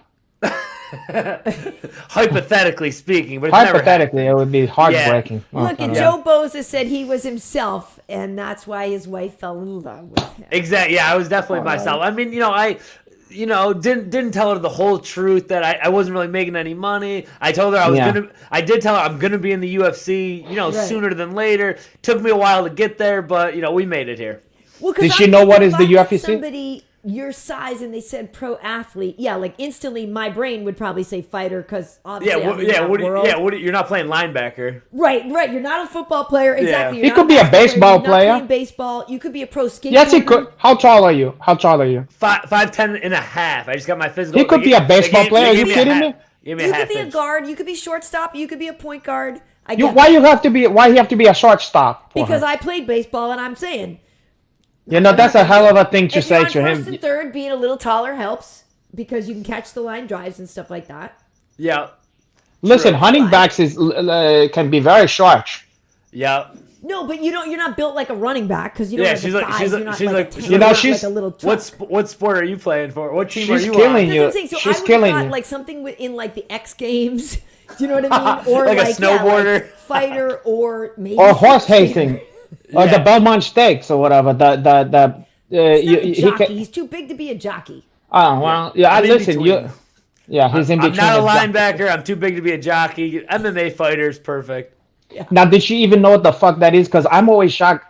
You know what I'm saying? Like she really we're didn't. so used to it. You forget that sometimes people don't even know Yeah, what the it's fuck not it is. like it's not like a huge main. Even to this day, Crazy. it's not. It's It's not the crazy. most. So she like kind of because she actually worked at Buffalo Wild Wings, which I thought was Whoa. perfect. They put in fights all the yeah, time. Yeah, Wait, but she no, like kind of knew. And Wild Buffalo Wings Wild in Wings fucking or- Buffalo? No. She's Oh. she's not from Buffalo. She actually grew up in Maine, and then we met in Tampa. But so Oh, she. God, are You you? go to Buffalo Wild Wings God, for are a you? taste of home. Wait a sec. No, That Buffalo. Wait. No one from Buffalo goes to Buffalo Wild Wings. Of course not. They have not. they get the wings at the pizza here or whatever. But what the fuck I was just gonna say? She's wait. from Maine, so yeah. Yes. Oh, Maine. Wait a second. Does she have that fucking Maine accent? No, not really. Do you know what I'm talking about? Nah, I don't really. It's almost like her parents are have like almost like a Boston accent. Like it's like Yeah, almost like From a, that's what I'm outside saying. Boston, Yes, so- But- they have but like it's a not- New England accent. But they sound like the Pepperidge Farm guy or whatever. Like my Yeah. Maybe a little bit. Maybe a the little bit. Pepperidge Farm. Or you ever seen fucking Oh, man. Pet Wait 5 Cemetery? minutes. Weather You know change. Pet Cemetery? I've seen Pet Cemetery. Yes. That's supposed to be a main accent. The one that like Herman Munster have in that one. You know, Yeah, it's like it's not that bad, but I get to hear it a little bit. So, like, She's she said the first time she said "wicked," I was like, "What the fuck does that mean?" she's like, oh, you're wicked hot. Yeah, Fucking yeah. Billy Q, you wicked hot. That's You're exactly what wicked she hot. said. This is perfect time to talk about last week's show, where we had Tyson Chaudier on. Speaking of Yeah. Boston I accents, call him Yep. Chowdy, we had a whole conversation about this. And for folks who don't follow Renato on Instagram, which there's What do you no do? such thing. God, we got to get there. And B, Henach shared a great clip from our show last week. Yeah, where we were doing all the Boston accents from like The Departed and all Oh that yeah, stuff. great movie. fantastic. But we was talking. First of all, now did you saw the clip I posted? How fucked up is Mark Wahlberg's hair in that shit? It really is bad. I've forgotten how bad it was. I don't know if it's coming or going. I don't know what the fuck I've never seen another human being with the is same bad. fucking hairdo It is in my bad. life. Oh my god. It was Never. bad. It was That's bad. Hey, yeah. hilarious. I don't know. Are you? We were talking about Mark last time, but like Billy, what's your when I made the graphic and it shared it, you walked out to 50 Cent, right? So at Madison Square Garden. Which song? The candy, the stick, my magic stick, or whatever. No. That song. If I can't do If I it, homie, can't it can do be it. done. Oh, yeah, I They loved remember it. They that. were loving it. Yeah, they were loving it. So I always mix up my walkout tracks. well, so it's a 2-part question. A, what the F did it feel like walking out in Madison effing Square yeah. Garden? Come on. Oh my god, it was one of those things that I had a fight to go to, so I wanted to I was like, oh man, this is gonna be such a big deal to you, but like, don't make it a big deal. You know what I mean? Like, just dumb it down in your head. Yeah. But I'll never forget. So I walked out, and the day before we did the weigh-ins, and someone mentioned, they're like, yo, oh man, what's her name? They're like, Holly Berry's out there, and I was like, Oh, no. So at weigh-ins, we walk out. I walked out first, and I say what's up to Joe Rogan, say what's up to Dana White, and sure enough, Holly Berry is right next to me, like within an inch of me. And I'm like, what's up, Holly Berry? So I say hi to her. I'm super nice. And sure enough, I walk out at MSG, and I'm like, it's not that big of a deal. The whole crowd was shot anyway because they just watched Gagey Chandler, and they're like, what the hell is this? So luckily the crowd was kind of chilling, and sure enough, I walk out there, Bruce Buffer's in the center of the cage, and I'm like getting amped up. I'm like, all right, it's not a big deal. And sure enough, right across from the cage, I see Holly Berry and like her husband or whatever, and I'm like, again? I'm like, she's right here again. Like, I'm like, what is this? Like, I'm like, even more pressure on me. But it was, I'll never forget it. Such an electric feeling, and just being able to compete there. It's like one of the bucket list things. Just check it right off. Of course. I mean, maybe Halle Berry's even more of the bucket list, Cara. I mean, how did you listen? Never mind what you're talking about, Karyn Bryant. How did your wifey feel about that? She was hating. No, she's cool. I think when you meet like certain people, they're just so like they're so famous and they're such icons. She thought it was cool too. She was like, "Oh my god, like that was Halle Berry right next to you." Like, so she didn't. Is she on the hall pass or no? You don't have a hall pass? I mean, I haven't the Halle pass. I don't know, but I know that like when I walked out at Madison Square Garden, I saw her. She was with like her husband. I was like, "Oh well, there goes my chances," you know. Yeah, but who the fuck is her husband? I don't know. Yeah, well, she was with someone. I don't know if they're married, but I see her. He's got like dreads, and he, I think, is a musician. The guy that she's with, but Eric Benet or whatever. Nah, you could check Eric Benet. Eric Benet, that's old. I don't know, but she was promoting her girl fight movie. Right? Yeah, so. yeah. Right, exactly. The one where she's against Valentina and the. Yeah. So yeah, it's called Boomerang or whatever. What? Hi. No. Boomerang. No, Bruised. Not that one. It was called Bruised. But what I was going to say is the thing that you should know is that Halle is, at least for me. I mean, I have never. She's gonna drop a name right now. Here we go. She's like she's mad. I interviewed Halle on the red carpet at the Oscars once. I mean, I can't remember if she was before DiCaprio. That's why you forgot our interview. At any rate, I've got pictures I'll show you at some point. But no, my point was that Halle actually has the vibe of a cool chick to where I don't know if other girls are going to be as mad about that. Like, yes, she's gorgeous and everything, but like she doesn't have the steal your man vibe like some other people do. Like she seems, and especially because of movies like Bruised and stuff like that, like that she's the one who's actually cool with other girls. Do you know what I mean? Whereas there are some girls that you're like, no, stay away from my man. Yeah. And, we only, like, said hi. Maybe if, like, we were talking for a while and, there was no jealous vibes. And my girl was just happy to, that I was doing my thing. Cool. I like that. You got a great girl. I wish the more women... I wish more women I'm dating would let me do my thing. Oh, my God. Yeah, I like to do my versus thing. Jake Gyllenhaal for Beetle Jesse saying... So, yeah, Halle's got that movie. Oh, actually, it's funny that you say this, Beetle, because... Somebody today, I don't know, was it ESPN or whatever, had the picture of Jake Gyllenhaal, and they had the picture of Kevin James. Kevin James. Yeah. And which my friend actually directed that one, which was great. But here we go. See. So I'm just saying they were like the fight that never happened, but Jake actually looks pretty committed to the role. Yeah. He's. I don't know if he's USADA approved. He looks like he's in really good shape. He looked good. For him. Listen, I mean, we seen him do it before. You ever seen Southpaw? Yeah, he looked jacked in that movie. He looked like he knew what the fuck he was doing. Yeah, look, I like that kid. He's a great actor. Yeah. And he always puts, even if he's gonna do fucking Roadhouse, this kid, he puts his all into that shit. I'll go see Roadhouse. That movie. I will. Absolutely. I'll see. If I seen the original so many fucking times, I'll see the new one. Amazing. I don't care. Yeah. I think it's a good one. Some shit, I'm like, don't he make that shit. But this one, I'll allow it. Do you like Swayze more or do you like Sam Elliott's character more?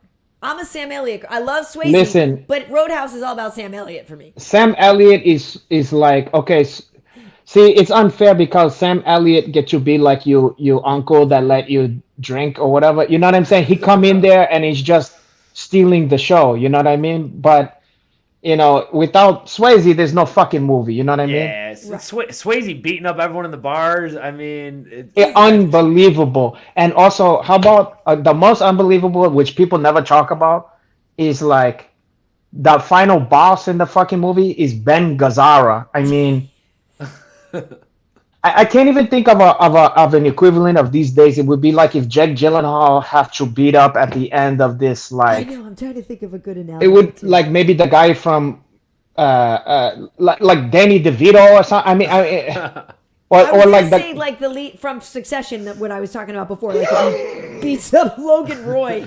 Yeah, or like maybe just a mismatch. Yeah, huh? Yeah. I mean, no, it's asinine. It's yeah. I mean, just think of Ben Gazzara. I mean, it's so not. Yeah. Hey, Hanata, did you know that I've met Swayze? I'm not fucking surprised, okay? Yeah, when a different job. I know I've Pat, got a picture Pat, you called him in Patch. Swayze. I'll find it and post Patch it for you Swayze. just so you know. bet. So I here's bet the you thing, will. the Gozerian asking how many times we're going to have Connor's crazy laugh in Roadhouse. I don't mind. You know, Connor's, he's acting now and all this. Like, I know, you know, obviously you got a lot of plans in the fight game, but, you know, what do you want to do after? Like, do you want to get into commentating? Do you want to be a fight? Like, some fighters, like Chidi and Jokawani was fighting this past weekend. His brother Anthony is also a former fighter. He does a lot of stunt work now. We know, like, Frank, you know, Trigg and all these guys, Jay Haran, a lot of these guys transitioned from awesome fight careers. Keith Jardine, all these dudes have turned into acting. I mean, look at what Cowboy's doing now. He's in the Hall of Fame. Cowboy's making movies. He's going to be in the new Bad Boys movie. He said he's going to start filming that. Like, it's awesome. I love use this as a springboard. Absolutely, sure. Yeah, I love it. I love just getting my face out there and doing anything I could do, you know, on the screen. But the main thing that I want to focus on, and that would all be great, all the acting and stuff. But I definitely want to open up my own gym. And I always thought of it that I got into MMA kind of late, but my biggest goals were to become a world champion and to coach a world champion. And with that, I got unlimited, you know, not unlimited time. No one has unlimited time, but I have a lot longer to coach a lot of the younger guys. So I've actually been coaching at our gym now for the last 6-7 years. We have a huge amateur team. We have a bunch of my guys have gone pro now that I just coach one-on-one. I got a couple guys fighting a week after my fight in the CFFC. So that's kind of my main focus, to open up my own gym and at least start with that. But there's obviously a lot of other outlets that I would like to pursue. But man, I don't want to do too many things right now, and then next thing you know, you lose a fight or your name isn't as big as it could be because you were focused on other stuff right now. So as much as I want to obviously this isn't going to last forever. I want to be able to do other stuff when the time's right. Right now I feel like it's my window to go and smash as many people as I can smash up, make as much money as I can, and then pursue that goal once I'm done with it. That's the high attitude, my brother. Well, Hanach, you know, he's been with us for about an hour or so. A lot of time, Billy, I start to say thank you to our guests, and then Hanach's like, what are you doing? Well, because if the vibe is nice, I'm just saying then it's late. you're fucking up the vibe. Late. He's got a fight in a couple of weeks. He's got a schedule. I don't want to keep him up. I don't want to be the one responsible. You know what I mean? So he's going to look back on this. If he leave early, he's going to look back on this and he's going to regret this for the rest of his life. He's gonna go, I had the chance to soak up the knowledge from your Uncle Hanach. Hanach's been here over an hour. He's not leaving. I know, Hanato, I got your number though. We can mix up. And I see you guys are both having some drinks. Maybe outside of training camp, you hit me up. We can all drink together. We can play Whirly Bird. We can play Whirly Bird and hit people with sticks and fucking give people whiplash. Smash cars into each other. I'm okay with that. It's funny because I do obviously, Billy, have to apologize because, like I said, I did not remember. Unfortunately, I'm sorry. I did not remember that we had met at Tough. So I was saying, it's unbelievable to get to know him. I was just a young boy then. I'm a man now. I was a 6-1 pro. I have 17 wins now. You're exactly proving my point of what I was saying at the beginning of the show was that when sometimes we have people on that we don't really know well, those turn out to be the most surprising, the most fun episodes. And Hanach and my example was Razak Al Hassan, Abdul Razak Al Hassan. Neither of us had known him. He was him on the fucking show. We had great. A freaking blast. And I can tell that you're the kind of guy that literally we could just kick it for 3 hours. Yeah, I know. And just be it would be no big deal. But you're in fight camp. No, you do have. He's in fight camp. No, you're right. You do. You have a big chest ahead of you, and we want you to be in chip chop shape for that one. And we know the baby is probably not providing you with as much fucking heft. And he hasn't done one chore since we've had him, and I don't know when they start doing chures. The dishes, the lawn. You have to force that one. I was gonna say if it's my kid, they never do. Well, that's something to look forward to. But that's on me though, Billy. Honestly, you let him skate by. You gotta teach him deep tissue massage and reflexology, and they can work on your feet. That's the only thing they're good for, Poha. I'll keep that in mind. Aside from He that, used it's to be like turning the channel. Hanato's coming back from Yeah. the day when his dad would probably tell him to get up and go turn the channel before the remotes in the pavilion. that's we did have that. Yeah, Oh my god. it was times was tough back then. Okay, much. well, Quarantillo. Yes. Perfect. You nailed it. Nailed it. But yeah, Billy, There's a lot more it's where this really came been from. awesome having you on, and I'm so excited, especially the fact that I'm working the Kansas City show too. So like now, I'll see you there. I have all this extra info to input to hype up your fight. Like we already were probably going to be freaking out for that one, and I think working that fight is like me, Chiesa, and Laura are going to be at the desk, so I know we're all going to be amped. Like Chiesa is such a fun guy. Yep. And I don't know if you know him, but like the whole thing that the Yep, fact yep. that you guys have both been on the Ultimate Fighter too, so like not at Yep. the same time, obviously, but like shared experience type thing. Yeah, I know Laura, so she was at my Contender Series. We've talked There a you bunch go. of times. Kiesa's right. the man. I just saw him. We go back Yeah. and forth. I've done him and Paul Felder did a show that I did. And then Yes. earlier today, I talked to Brendan Fitzgerald, and he's Awesome. running it too. So it's the whole crew, and I love being a part. I love, being with everyone in the UFC. It's been, these last few years have been like a dream come true. So I'm just happy to be here, and thank you guys. I love Fistivities. I like the play on words. I like the whole act you guys got. Hanato's got going on. I love it. Yeah. Pretty good. Acting Wow. like he's the son of a gun. Acting like he's the ladies, what God's gift to women. Well, 27-time world champion. People don't forget. You can never forget that one. Never Tim forget. Kilembrar. It's Gotta hard to remember. forget. Man. Well, we look forward to seeing you again, my brother, and great success and all that kind of shit. And there's plenty of more stuff to talk about for next time we do buy. it Yeah, I next was just time. gonna say we gotta Yeah. get you back. for Anytime sure. you guys want, man, I'll come back. Yeah. through. Awesome. And one more stuff you gotta think about. Good luck, Billy Quesadilla. There you go, quesadilla. Yeah, that's why I go by. Everybody I go will by. help I go you by get Billy that Q. dub, get I go that by. dub and I get go a by number Billy next to your Q. name. I go by Billy luck. Q because people mess it up. Yeah, best You of have luck to. you. Anthony, Awesome, awesome, well, of awesome. course, he Happy knows that he's hunting, dangerous. all Yeah, yeah, dangerous. Yep, of course. I Yeah. bet a couple of people DM me like, "Watch out for his kicks," and I'm like, No shit. "Why didn't I think of that?" Yeah. Oh my god. Well, they're just trying to help. They're just trying I to know, help. and You know, I appreciate it. It's All like right, your guys. family. It's like your family giving you chips. It's like, okay, I got it. Okay, don't let the guy knock me. Okay, good. Exactly. I Yeah, I yeah. gotta watch out for that. Yeah, Awesome, and at some point, there's a lot of. I know you like to use a lot of different songs and stuff.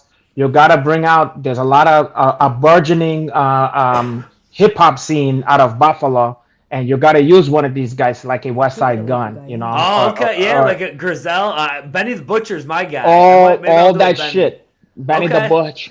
I All that- wanted- you gotta use one of those guys. I really like that. The thing is, like, I feel like fight songs are such in the moment, and I love doing it for the crowd. And I don't know Yeah, if they'll. true. I don't know if they'll get Yeah. that. You know Well, what I mean? if it's Buffalo though, if you get your Buffalo show, the 100%. the hoof is gonna blow off of Yeah, that one. Griselda Records, baby. Shout out to Or Benny if the you just come Butcher. out to any Hick James song, oh god, I like Oh. Cold Blooded. I like Yeah. Cold Blooded myself. Freaky Girl. That's a classic. Well, thank you, David Macias, saying great interview, Q. Thank you for the donation. Yeah, a lot of what a people guy. are just really appreciating you. Yeah, great interview, Squid. Oh, Squid part. That's another. David Macias, he's one of my fighters. He's 4-0 Oh. amateur, all finishes. He's a stud. So keep your eye Awesome, out for him. awesome. He'll be I'm out here gonna one keep day an eye too. out. We'll keep an eye out. Exactly. Awesome. All right. All right. Well, go give your baby boy a kiss goodnight I and will. tell your sweet wife I'm sorry for everything that Hanato Yeah. said. Well, and give your beautiful wifey a kiss. Good night from your For you. uncle. Oh, I'm keeping her away from you. Oh, God, I keep her away from you. I know that's better. a wise decision for her. All right, guys. Thank you so much. We're gonna be guys. eating Billy. Pepperidge Farm cookies together. See you Okay. in Kansas City. Okay. I'll see you. Okay, ciao. What a good dude. He's a nice I don't kid. remember now, but it's funny now that he says that. I'm like, was he fighting? Did he fight Mike Trezano or something? I'll have to look back on that because once he started to say that, then I was Listen. like, my brain. Listen, was he like, wasn't on your radar because he couldn't. He couldn't do nothing for you. No, So you I'm you sure look I past probably him. thought he was adorable, but like too young. Yeah, but I'm not married him at the time. memorable. I'm not married anymore. But not him For those who memorable. didn't hear that in the back row, I'm not, Ciao then. I'm not married anymore. It's been a while, actually, that I've not Yeah. been married. I don't know if people know this. Like sometimes I feel Some like people maybe don't I know need to this. because I think a lot of people think I still am, and I'm really not. Well, I think they do think that because I'll see some chime on a video like me fucking with you, and then somebody goes, "Hey, guy, I think she's married." You go, like take it easy or something. And I'm like, boy, oh boy, people not paying attention. Yeah, I mean, this is not my wedding ring. Let's just put it this way. What is that? I can't even. It's That's just like a some decoder ridiculous hang. ring I've had Oh forever. It's wow! like a crater, like a moon crater. I don't know. It's a decoder hang from like a Halfie on fucking Christmas Drink more story. Ovaltine. You drink your Ovaltine? A crummy commercial? Ad Yeah, commercial. a crummy commercial? But Okay, be but by the sure way, to drink yes. your Ovaltine. What a good dude he Yeah, is. he listen. I love a kid. I always have a soft spot for the guy who gets cut and then comes back Yeah. and just has a different resurgence. It's like watching Tarantino put somebody whose career is fucked up in a movie and then they become Robert like Forster. you know what I'm saying? There's something about that Yep. where also that guy appreciated more than anybody because it didn't just go his way the whole time. Yep. Like you see the fucking smile on his face to be in the UFC because he appreciate that shit. He knows what it feel like to be like to taste it, to go to the Karyn Bryant interview and then go back to Buffalo Wild Wing or whatever. You know what I mean? Like, oh god, oh yeah. Yeah. No, what a good dude. What a good dude. Yeah. That was fun. I really enjoyed that. Yeah, I'm not surprised. I mean, I knew he was gonna be at least a nice guy. You know what I mean? But he also had a sense of humor and it was sharp. What does this mean, Jay Crockett? KB is on demon time. What does that mean? That might be above my pay grade. That might be some new shit. I don't know what that means. Demon. I don't know. My camera got funky too when I zoomed in on this. Am I blurry? You're trying to show off your No, lead I think I'm a hand. little bit blurry now. But anyway, okay. It's the secret scroll ring. Exactly, Gozerian. Nice secret scroll ring. It means I'm a baddie. Oh, okay. And that I'm ready for it. He says it means I'm a baddie and that I'm ready for it. Okay. Oh, that God, is are true. you? You're ready for it. Yeah, oh man. There you go, Dude, Squid. If it doesn't come soon, I give up on it. Honestly, The Squid. He want to put some. I ink tried to on you. have 2 hot girl summers, couple of hot girl not like it just it doesn't. Why literally, Renato? Why do you think that's part of why I've got to get my golf game back? Because at least that's where there's some men. Like I don't know what to do. That's where all the I hot legit guys don't know is, what to huh? do. At the golf. Listen, know why what don't to you do. go to like a Brazilian restaurant or like just go to New York and walk around in like a Puerto Rican neighborhood or like a Dominican neighborhood. Go to like Washington Heights and see what happened to you. Oh, don't think honestly. You're joking. I know you're kidding. I thought about going back to New York just to get my groove back. Like I literally They'll like almost grab went- you by your fucking elbow. You know what I mean? Like they won't even. Yeah. No, that's what I'm saying. Like, it's so funny because when I first moved to LA, I did not like it because, I was like, I'm in my car and there's nobody around or whatever. Yeah. I remember going back to New York for work and I'm walking down the street and the Con Ed guys were wolf whistling. I was like, The Con Ed! oh The my fucking God, Con Ed! Thank you. Yeah. I'm alive. Listen, I think the problem out here is you got too many guys. It's a different culture out there. Every guys is not afraid out there. Out here, I think all you're dealing with, which is sad, is that his guys is just scared. They're not as they don't have the gift of gab in the same way out here. Like the guys Well, out and there's there. also a million pretty girls. Like, no, I don't stand out. Like, I There's don't a million stand out pretty to all girls, the but- countless blondes with implants and fake Okay. butts and hair weaves But- and like I can't compete with that. I'm all natural. The That's only thing not the fake on issue. me is my hair color. That's not even the issue. Here's the thing. No one's wolf whistling at that girl either. Do you understand? Yeah. Because they don't know how to. That same. It don't. You understand what I'm saying? It's I not do about understand. I do actually. I do. the girl. The men here are different. Yeah, they scared to they're also too cool. Like their ego is too fragile. Like it's different in New York. They just throwing it out there. But you that's know? what I'm saying. In LA here, the guys' egos are more delicate because Yeah. it's a town full of rejection and exception, right? It's like that's what the town is about Yeah. anyway. If you come here for work, and then there's so many pretty girls that Yeah. a guy doesn't really have to try that hard. True, find and let another me one. tell you something. I would say, because let's be honest, when we're talking about LA, we're not talking about all of LA County or whatever. Right. We're really talking about certain parts of LA, which is Yeah. basically Hollywood, Right. And Where we if live. you think about it, especially where the fuck I live, but even just in general, per capita, if you think about it, there's a lot of gay men out here. So Definitely. that fact that nothing to, hey, if you're a gay But that man, limits fucking, right. So that's 50% Yeah. of the guys are off the table right away. it's a buyer's market out here. Yeah. I will admit that. Listen, I can be snob. I can be a snob if I feel like it or whatever, and Yep. that's okay for me. And meanwhile, we've got scraps. We women have scraps to choose from. Take it or 'Cause leave like you it, said, baby. 50% of them are gay. Take it or leave it. X% of them are going to be too young. X% Listen, of them are going to be too old. You know what I mean? Like, yeah, there's not a lot. what have you did for me lately, Karyn? Well, there's a funny movie. What is it called? Like How to Be Single, I think is the name of the movie. It's actually a pretty funny movie. Like I'm not overly a rom-com person, but that is, I think it's called How to Be Single or something. And there's one point where the girl goes, she's always like at this bar and her friend's the bartender, and there's like this pile of dried beans, and that's what she does. So she explains to him how he's got a jar of beans, and he's like, this whole thing is full of beans. Like, and she's like, she dumps him out. She's like, okay, well, half of them are gay. Oh, I seen that. Wait. Where the It's called fuck How did to I Be see Single, that? I think, right? Who is in that? There's somebody. It's got a lot of people. It's like a. Who's the I'll man look it in up that? Here in a second. But anyway, so she breaks it down. She's like, okay, half of them are single, and then out of the half that's left, I've seen I that. mean, half of them are gay, so they're gone. Half of the ones that are left, half of those are married, so they're gone. Yeah. Half of the ones that are now, I'm down to a quarter, of the original. Here's another thing you're dealing with out here, which you're not dealing with in a lot of other places.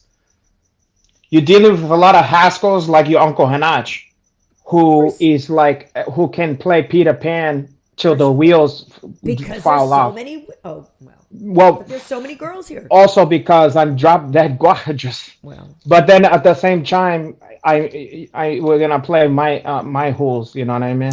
it's How to Be Single. It stars Dakota Johnson, Rebel Wilson, Leslie Mann, Allison Brie, Who's the guy though? Damon Wayans Jr.'s Anders Holm. That's what it is. Anders. That's what I was trying to think of. Like, who This is the guy. white guy? Yeah, Anders. I've seen parts of this on cable. Anders Holm. He's from Workaholic. Right. Anyway, because- it's a very yeah. good movie. I actually really like that movie. It's No, quite I've funny. seen scenes from it and I enjoyed the shit that I saw. I But I really didn't like it. watch the whole thing. Yeah, I love it takes Rebel place in New Wilson. York now.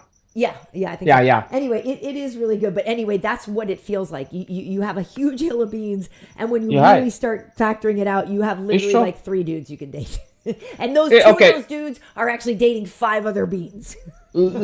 I think that's gonna be the biggest. You know what I think is the biggest problem for a lot of women out here? It's tough because it's almost like, and nothing against you guys, but it's like a cake and eat it true situation because most of the people come here from other places, okay, women included, to find success in entertainment, okay? Now, the guys in this situation, they're mostly coming out here for entertainment and they're not focused on a family or any of that shit. They just focus on their career or whatever. So a lot of the women is like, well, I want to pursue this entertainment, but how come I can't find a guy that want to be family oriented and stuff? So, but it's like you're in a city where it's a gold hush and Right. and it's not even like it makes sense. It's not. Yeah. If you're an actor or a musician or something, of course you're gonna be self-involved. Your product is yourself. Right. So It it's does. like, It makes a lot of sense. It really does. yeah. So it's like, okay, sorry. It would be like going to I don't know, Idaho Right, but I and going. guess I at can't this- find a guy who don't want to be in the potato business or whatever. You know, At like this point, though, I guess for me, I would have thought that at my price point, age point, that it would be that maybe the people would be less self-centered because at this point they might have already achieved certain things because we're a little bit further along. But I don't know. I don't know. I mean, listen, again, it's about. Well, mindset says I'd be the baddest chick in Skate Key if I came to the Bronx. Bronx, South Bronx. Hey, listen, and that's the cool thing about a place like New York is Believe me, dude, I lived there. you for get 7 years. everything. I freaking loved it. Yeah, you get the entertainment, but you also get any kind of people, and it's everything. It's the whole universe is in that place. I personally love living there, and there's a lot of me that would move there again. But it is hard to move back there because I lived there for 7 years. It's hard to move back there after LA. Like, I'm not going to lie, the weather does spoil you here. The weather and what you can get for your money is different out there. And even though you know the rents are about the same in terms of how exorbitant they are, but yes, you get more square footage out here than you do. Oh, the hens! If you think the hens out here is bad, it's 20 times worse. Dude, I know. I rented in New York. Believe me, I know. Yeah. I know. It's just, and now, after all the time you spent there, you're gonna be living in fucking Astoria or something. You ain't gonna be you ain't gonna be living in no fucking Manhattan. You're gonna be living. Look, the only way I move back to New York is if I get a job on Good Morning America or something like that. Because I can't. True. Good Morning America. I would take that. No, not in a second. Not saying you can't. You could easily be on that shit. I'm just saying it's funny. The day Robin Roberts doesn't want to do that anymore. It's funny. Hi, call me. No, you could easily do that shit. I guest hosted the CBS morning show a couple times. Like, I know I've always said a late night show is my dream, but honestly, the opposite dream. Like if it's not a late night show, I would do a morning show. And I told my boss at Fox when I first got there, I was like, bro, we should have a morning show, like fight show, da da da da. And he's like, well, we can't put that on the budget yet, and we're just developing this channel. He's like, but I 100% know you'd be the one to do it, and I 100% agree that you could do it. And I used to do morning radio, all kinds of stuff. Basically, so you don't mind getting up early and shit, huh? I really don't. I have the muscle. I really don't. It's not. I mean, I don't. Look, I could do it. I bristle at the idea. I got so many dreams. I just wish somebody would help me make them come true because I have so many dreams and I have so many good ideas, and I'm so able to actually bring them to fruition. Take your vitamins and say your prayers. Some goddamn money to do it. Okay, Renato, I want to ask you what you thought of. We were talking about it a little bit. Obviously, we got to get into it. It was depressing, I'll tell you. It was a little depressing. Fan, he looked amazing. Well, yeah, and I am normally, but I was rooting for Cheeto, and it was just frustrating, you know. I can only imagine how frustrating it was for Cheeto, you know. And it was a testament to how good Sandhagen is, but I saw Cheeto doing better than he did, you know, and it was disappointing to see him not be able to get it off, you know. And I'll tell you what he did in the last minute or so of the fight, I think he just needed to do that and just say fuck it, you know, and just go for it, you know. Yeah, well, so here's the thing. Historically, he gives away early rounds, right? And True. we were saying like that's gonna, but not like that though, him because you can't. So the fact that it was a split decision actually freaked me out because I thought it was such a clear victory. That it was offensive that it was a split decision. That should show you that there's something needs to be done. You need heat form. Yeah, you cannot have the going like this. It's not fair. It's if there was a fucking union for fighters, something has to happen. Something has to happen. You can't have this. You can't have it. As much as I love Cheeto, because I work with him, like we said, he's been on the show. He's my friend. Like I love that dude. I hang out with him at work. As much as I love that dude, if they had said he won. There's many different reasons where it's like in this the way fights, it's a professional sport, and the way a fighter's career is set up, it's not just like giving away a game in another sport. It's like taking away a year. It would be the equivalent of wiping out someone's season. You know what I mean? Like based on someone's fucked up judging of something. I know. And you're taking away the person's position in the sport. You're taking away half their paycheck. What the fuck is going on here? The fact that it keeps happening, something has to be done. I don't know what, I don't know how, but you can't have it like this. Why are they not? We joke about Texas commissions in general, right, being bad, but literally the other night I'm like, what, like, we have 4 split decisions? 4? Like, same thing. Like, again, Chidi didn't win that fight with Duraev. That shouldn't have been a split decision. Do you know what I mean? Like, Yeah, but not as bad as this. no, but again, to your point, yeah, like there has to be some accountability. There has It's to be, not fair. It's not fair to the fighters. It's just and not fair. I would have felt so bad for Corey if he got robbed in It that. would have been an outrage, and that's coming from someone who was. I was trying. That's how I know it was a robbery. I was trying every mental gymnastic to make fucking Cheeto win, and there Yeah. was no fucking way. There's no Yeah. way he won that fight. Yeah, yeah. Well, and it's interesting because one thing though is, Cheeto was number 3 going into this one, and Corey was number 5. So maybe they'll swap places right when the rankings comes out. Cheeto's still young. He's got a lot of time. It's just hard on us because it's like the thing believe me, it's like if you had the controller to the video game and you're like, why isn't it working? Like we're up there watching our teammate, our coworker, our friend, like all of us willing him to do more, and you could hear Perillo just imploring him to get going and stuff like that. And Yeah, I think it's one of those things. It's difficult. I mean, you can see it's easy for us to say like, "Oh, come on, get it going." But look, Sandhagen is tricky. I mean, he's so fucking tricky. Yep. And also sometimes that whole cliche, styles make fight. Cheeto might beat the shit out of a guy who beat Corey. But it's just like sometimes you're like, wait a second, I can't get a heat on this, and then he's switching stand. I mean, it just wasn't Cheeto his beat day. O'Malley, and O'Malley's probably going to get the title shot. You know what I mean? It's Yeah, and let's say another tricky fighter that Cheeto knocked the fuck out is Dominic Cruz. right. Well, they both beat Dominic. I mean, they both beat Frankie Edgar. Sorry, not Dominic. They both beat Frankie Edgar. But Dominic Cruz is like, right. You would think because of being able to beat someone that fast and that shifty and that technically sound, okay, he knows how to do that.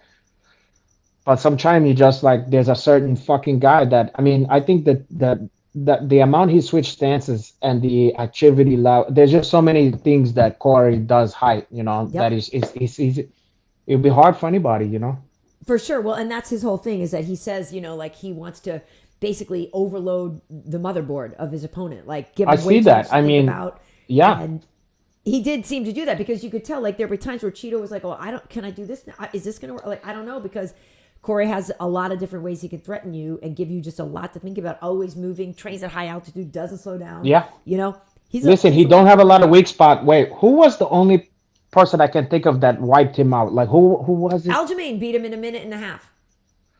Okay, beside that one, there was another one where they didn't look so great. Dillashaw in the I'm trying to think. fight. I can't remember it was a close what fight. That wasn't a runaway. happened in that. Oh, yeah. No, he did just fine. Did he lose to Jan, though? I can't remember actually. I can't remember, but I've seen Corey, like people have some kryptonite for him, but I can't remember what that Well, is, it was before. It's when he didn't wrestle, and that was his whole thing. And so he was saying like he filled in the gap because he sure did. I mean, look, right. Ever since I seen this kid, he looked like a future champion. Yep. And then a couple of stumbling blocks, you start to think, well, maybe not. But this fight, I was like, oh boy, dude, that kid is sensational.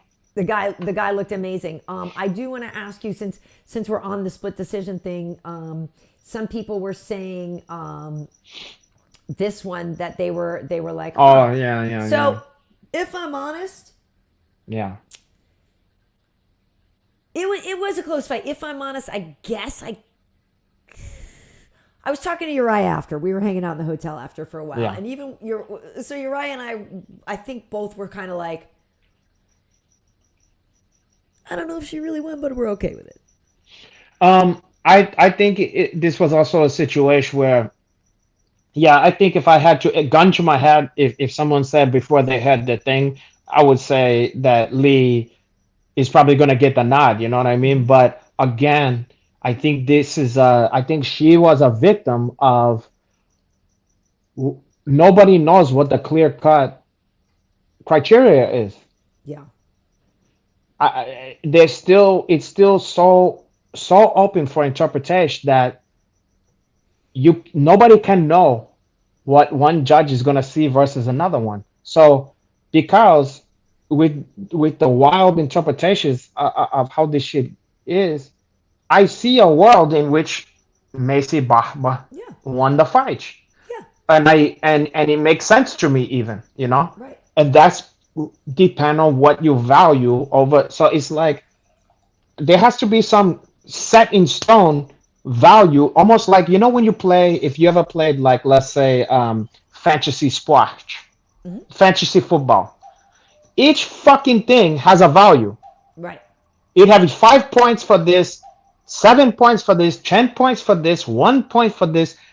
So when you add that up, you know why you beat your fucking opponent that day. Right. And there's no wiggle room for anything. There's a clear point system. You know what I'm saying? Yeah. Why can we not have that where two people can interpret what the fuck a takedown mean? I know, but it's literally the same kind of thing in skating. That's why, again, at least skating throws out the high and low score, right? Same with like snowboarding and all some of these other sports where it's a matter of personal opinion and perception. So I hate they that. take the average. So that's maybe it. Add a couple more judges and throw out the high. I don't mind that.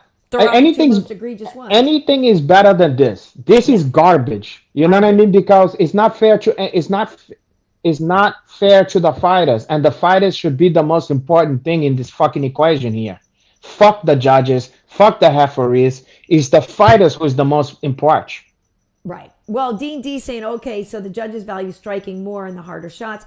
I forgot about the mouthpiece falling out. They can think Macy hit KGB harder throughout the fight, maybe. And I'm fine with that what I'm asking for is consistency in the scoring.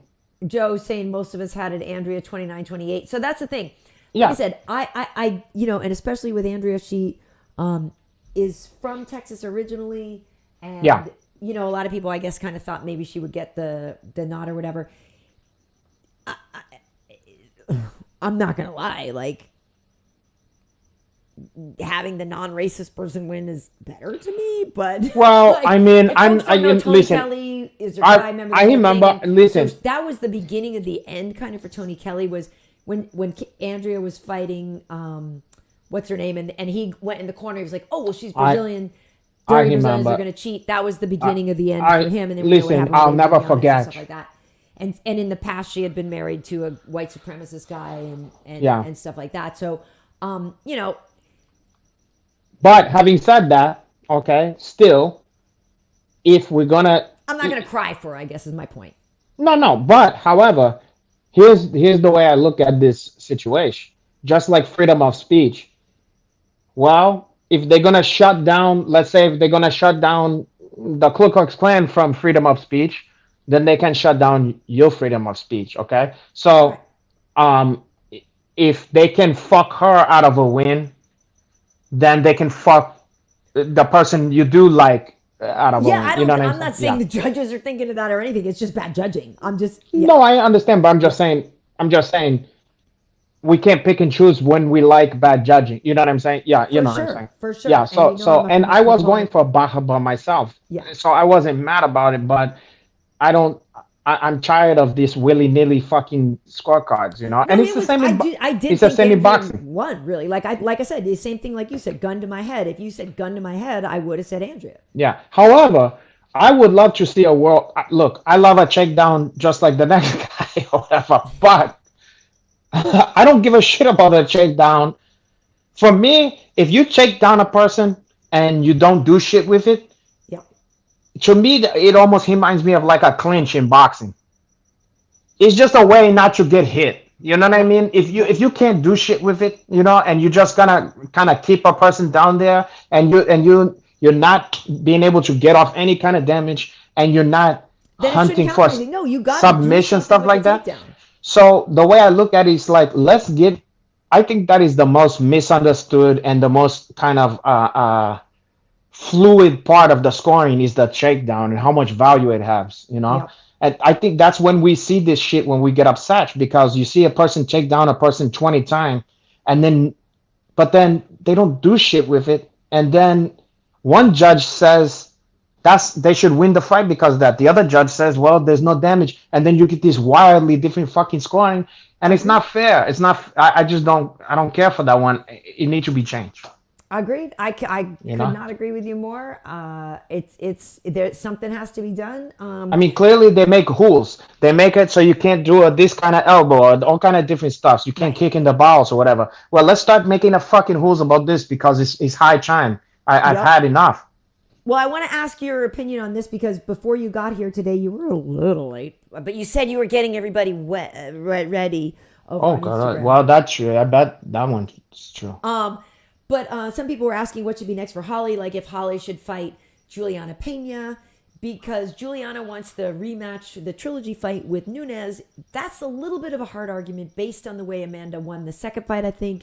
It's a little bit of an uphill battle for Juliana to get that third fight, but she's really gunning for it. Holly was number 3 before this fight, was a very commanding win over number 6, Yana Santos.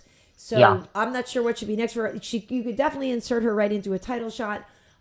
Or you could, make her fight Juliana Pena, I suppose. Yeah, I said maybe you make a fight Pena. And then the winner of that get I mean that and that Amanda just sits for a while. Somebody was they had heard a rumor that Aldana might be getting a shot. If that's true, I don't know.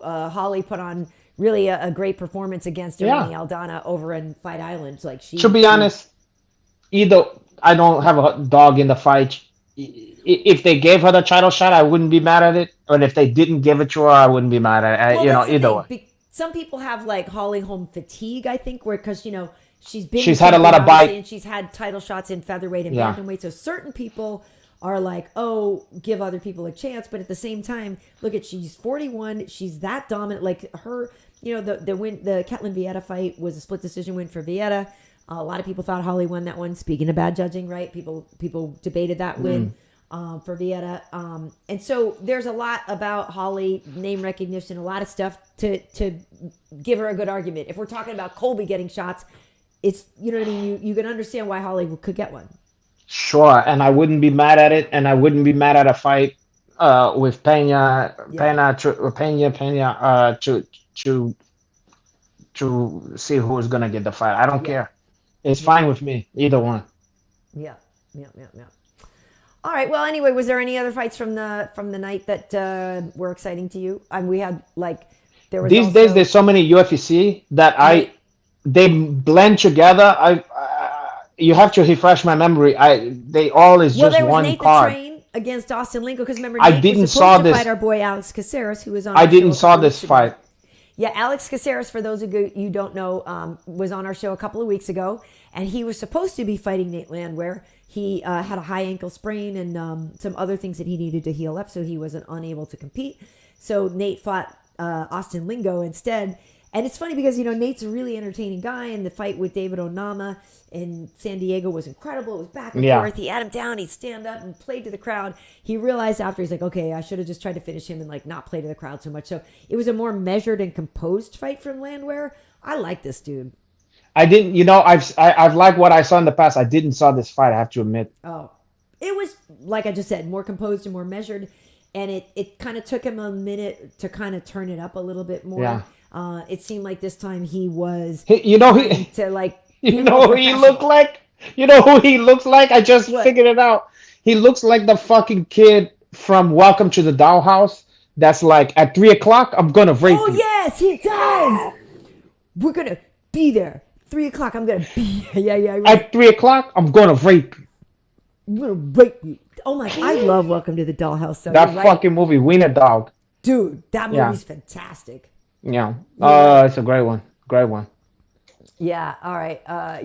See, mixed martial artists, Marshall Mix starts saying this Nate's a character, likable guy. I agree. I think he's definitely likable. Jay Crockett saying he did his thing. It was fun. I like Landwehr. He's a fun guy to watch, and he's a character on the mic. I like him. He got a bright future, this guy. I like him. Yeah. I'm down. Okay, so Renato, a couple of other things we're thinking about getting into tonight. And one of these things was I had sent you a tweet about the Gwyneth Paltrow trial. So for those who don't know, hold on a second. Let me just move this for a second. So Gwyneth is on trial for a skiing accident in which she is being accused of like crashing into this guy, and he got so injured and ended up having like brain damage. So he had sued Gwyneth, and then Gwyneth countersued him just for $1 though, and for her legal fees to be repaid, because Renato, she says that the guy was saying that he crashed it, she crashed in or whatever. Hi. I don't know if people have seen the court footage. I can't get it here, it's but ridiculous. Like the lawyer, I've been watching Better Call Saul. This lawyer wants to be. It's like she wants to just be besties with Gwyneth. She's supposed to be cross-examining her. Well, I know what she's doing, and it's so ham-fisted and so It's so bad. It's so clear and obvious. And she shows It's up in the like a worst. David Byrne gigantic blue suit that's like way too big for her. Yeah, like stop making sense or whatever. Yeah, it is gonna be a Saturday Night Live character, and it looks like something from a broad comedy. I mean, the shit that she's trying, you know what? It looked like a movie where like somebody is trying to be a lawyer and has never did it before. Right. Well, Because it's Legally Blonde, but like all of a but sudden, like as if she didn't know what the fuck she was doing. right. I wish you had the clip because it's so stupid what she's doing, and the fucked up thing. What they're doing is they're trying to pander to the they trying to the chick is trying to show Here, I'll do it. I'll be the lawyer. I'll be the lawyer, and you be Gwyneth. Miss Paltrow, were you in fact skiing on the day of mention? I was.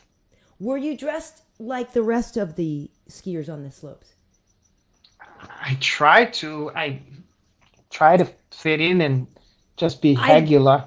I bet your outfit was like way cuter, right? I mean, I don't know. Okay, so on the day that we are speaking of, wait, how tall are you? 5'10". Girl, I am so jealous of you. Anyway, wait.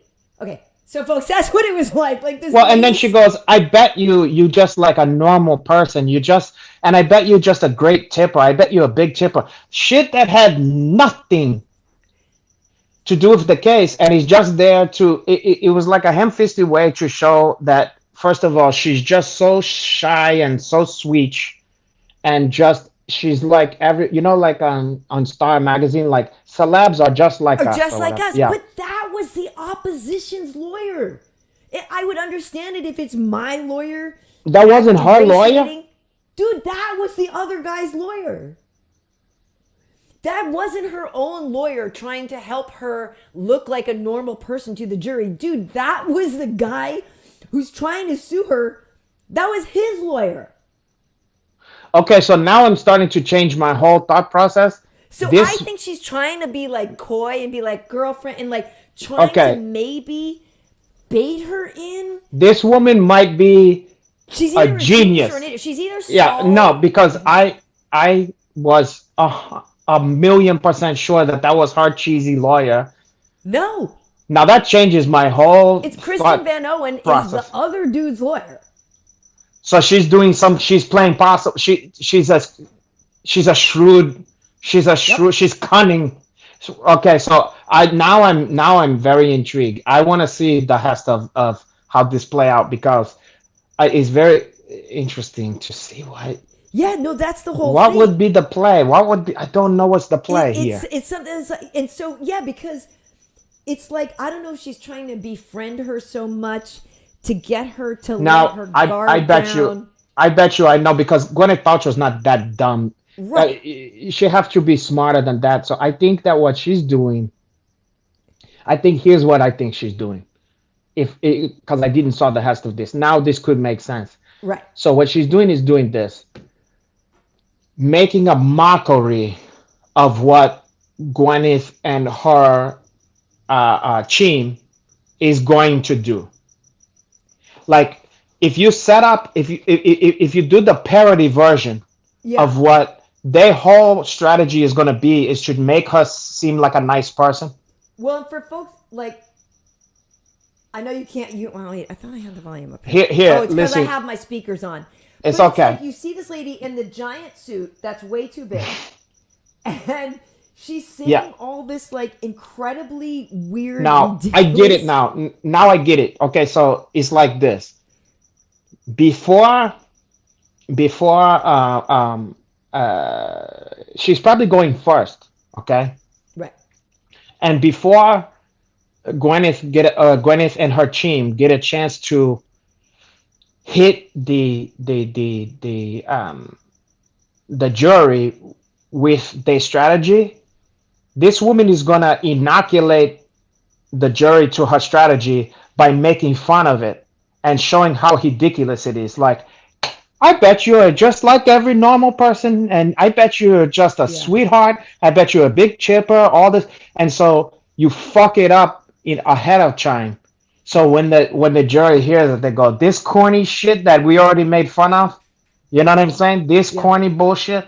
So that's probably what she's doing. She's fucking up any chance that they have of using any of that bullshit. Right. Well, because it is true. It's like if you make her out to just be sweet and normal, like just like us. Well, sweet and normal, just like us. If my goodness, if we had ever gotten in a crash, well, of course we would exchange information and like try to help the person out. You know what I mean? Like, it's an interesting thing. And I guess then the guy was saying his friend witnessed it, but his friend is colorblind, and there's all this stuff where Gwyneth's like, there's no way that dude would have recognized it, and all. Anyway, I don't know if we're going to get as much. I mean, the Amber Heard Johnny Depp trial was pretty good, but this lady for sure is going to be an SNL character. Like, there's no way it is. Listen, yeah.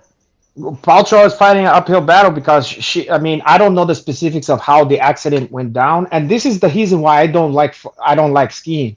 Every fucking Are you time. friends with Taylor Swift? That's the other thing, because the lady starts asking her about Taylor Swift, because Taylor Swift, I guess, when she sued Scooter Braun or whatever, it was only for $1. Because, like I said, Gwyneth's only countersuing for $1. Well, of course, because she don't want to be out money for this fucking thing. Yeah. But what was I gonna say? I don't know the specifics of that, but I do know that every fucking time I've gone skiing, I've been a handful of times, okay? Because I'm just not a skier or whatever. But people have cajoled me into it over the years or whatever. Same. Now, I don't mind it. It's kind of fun. I'm not great at it, but if you don't know what you're doing, it's very easy to crash into people, and people is going too fast. And I don't know how many times I've almost gotten fucking smashed by someone going 100 miles an hour. And every fucking time I went skiing, without fail, I've seen a helicopter lifting someone out on a fucking stretcher or whatever. Every fucking time, to the point where I go, this shit, the juice doesn't justify the squeeze on this shit. I don't like it that much. I have a place on basketball or some shit like that. Fuck that shit. Agreed. And I grew up in New England, and our skiing was not great anyway. We had like real granular snow, real icy and stuff like that. And barnacles and clams and stuff like that in there. Quads and all that. Baked beans. Baked beans and lobster. We surfed we skied on beans. Bean fields. But it was real granular, and I would ski in, New Hampshire and, in Massachusetts on these little hills, nothing major. But yeah, it was always like fast and wet and icy, right? Because and so I would see things, and obviously, my ex was from Colorado, and like the thought and the idea of skiing in Colorado in the powder and everything, that seems so different. It's a lot more than romantic. what I grew up on, right? But like for you right now, if you said, if you forced me to do it, I would actually pick snowboarding, because at least there's only one thing to worry about. Like, to me, I feel like now with skis, like I would trash my knees, and that's another fucking thing. Is I almost blew my knees out every fucking time, and I was like, it's not working. Like a yard sale wipeout, like that. Skiing is not. I never cared for it. I don't like being cold. Like, there was basically nothing about skiing I liked. So the lifts is like the amount of shit they just expect you to be able to handle. Like, the lift is unsafe. You're up like 100 feet, and it would be so easy to just fall off. On a J-bar. That's and like I knew a kid. anything. I'm like, I knew a kid whose sister fell off of one of those fucking things and was paralyzed. Yeah. Paralyzed because of that. Like That's that shit happens for horrible. her. Yeah. Yeah. No. I mean, look it. I haven't skied in probably who knows how long, and I will never probably do it again. Yeah. So now, but this begs the question: if you going to ski, and then someone, like, let's say someone hit you and they out of control.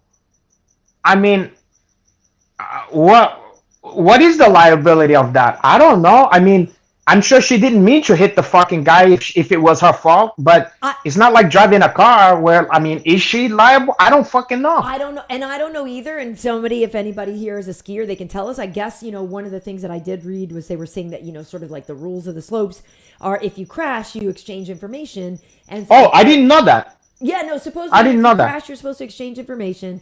And then Gwyneth said something like, oh, well, my instructor, since like the guy didn't seem that bad or whatever, but my instructor said she would exchange the information or whatever because, Gwyneth was allegedly like with her instructor or something like that. I don't even know. But yes, apparently the quote unquote rules of the road are that you should exchange information. See, I never knew that. I don't know. I mean, and I don't know. I mean, but even so, I mean, how are you gonna hold someone accountable if they like fucking just lose? Like, sorry, bro, I'm not good. I wiped out. I've had that. I've had that where I was like, oh shit, and then I'm going too fast, and I'm like, gangway, porra. You know what I mean? Right. Like, do I need ski insurance now? Because that's what I'm saying. Yeah, like, I would be the menace on the hill. Like, that's what I'm saying. Because I don't know what I'm doing. Yeah, you got too many fucking people on the slopes. Yep. You got too many different styles. Agreed. You got. I mean, I don't know. I don't know. But so I'm saying I don't know who's. I think people. Gwyneth Paltrow seems to be a very polarizing figure, and people tend to hate her. Marshall McStarts is saying it's a freaking ski slope, not a highway where there are rules. What's next? Sonny Bono's estate sues the guy who planted the tree. Well, that's the whole thing, right? Because people have. That is one thing I remember hearing. About people and skiing in some of these places when they go. And like, yeah, the snow is so high, and then they don't realize there's a tree underneath the snow, and then they break both their femurs. Like, yeah, whose fault is it? You know what cured me of this? One time I was on this fucking thing, and all the people I was with was better, so they was just jamming down the fucking thing, and I quickly realized I'm gonna die. Like, this thing is too much for this little black diamond, African American diamond. Okay, and then I went down the fucking thing, and I went out of control so fucking fast and furious that I went off the beaten path into like the forest where like and I ended up falling into a frozen creek, and I busted my ass like where I was bleeding and fucked up. And you know how no, it's okay. I wasn't dying or nothing, but it was just like okay. So like how like the binding's supposed to be like, so it. Instead of twisting, it's gonna just give way so the fucking skis come up. Like that didn't happen. That kind of stuff, right? That didn't happen. I was all twisted. I was laid out like a newborn fucking baby, like fucking Shamik from 212. Ooh. And I was just in the thing, like when Halfie's brother go down Handy in A Christmas Story. Yes. He ends up like at the end. It was just like yeah. Like, oh caralho, like this ain't for me. Right. And I think that was the last time I went skiing. This shit ain't. I'm not cut out. I'm not. No, yeah, This ain't no all cracked up to be. I remember. I think the last time I skied was at like on Mount Washington or something in New Hampshire. Speaking of New Hampshire, like we were talking about last week with Tyson Chatier. Yeah. Again, people should go check out that episode. It was a lot of fun. True. Talking about hanging out in New Hampshire and Hampton Beach and New Hampshire girls and all this. New Hampshire, yeah. But anyway, yeah, it's been forever. And if I never ski again, which I likely will not, yeah, it will be too soon. Like I said, if I had to, if I was forced, I actually think I might have been good at snowboarding. I do actually have a good sense of balance. And I used to skateboard as a kid, obviously long time ago. But I do think I have a good sense of balance. I think I could snowboard, but I would never ski again. I just don't have it in me to go on a whole fucking either. Like a whole the amount of fucking shit that it takes to get everything together and get up there and all that bullshit. Well, plus, right, there's no slopes in Brazil anyway. That's very true. There's no slope in there, but except for a Sugarloaf, which was what I used to ski down with nothing, with just my bare feet. Okay, so Renato, I want to ask you about this. So this weekend, whoops, let me hide this. Is on that Saturday this weekend? Wow. Is the Gamebred Boxing number 4, That's I crazy. believe. and this isn't even all of the fights, but not for nothing, our boy Masvidal has put together a freaking banger of a card. He's doing Roy well Jones with this Jr. shit. versus Anthony Pettis, Vitor Belfort versus Jacare Souza, Jose Aldo versus Jeremy Stevens, Pearl Gonzalez versus Gina Mazzani. This is all boxing, but those are some names we know. And again, this is not the full card, but like, bruh, I like it. Well, I think. Let's see. I would give Pearl the edge in that one. You want to give Pearl your edge? I'll give her a pearl. I'll give her a pearl's necklace. Don't say it. It's too late. But Gina's nothing. I wouldn't kick her out of bed for eating Pepperidge Farm either. And then what do we got? I think Vitor versus Jacare. I think I would have to give the edge because Vitor used to be a pro boxer at one point. At least when he was younger. Beat him in jiu-jitsu, in MMA, I guess. But yeah, Vitor. But that's a whole different. That's a different sport. And then I would have to, for me, a toss-up with a Jeremy Steven.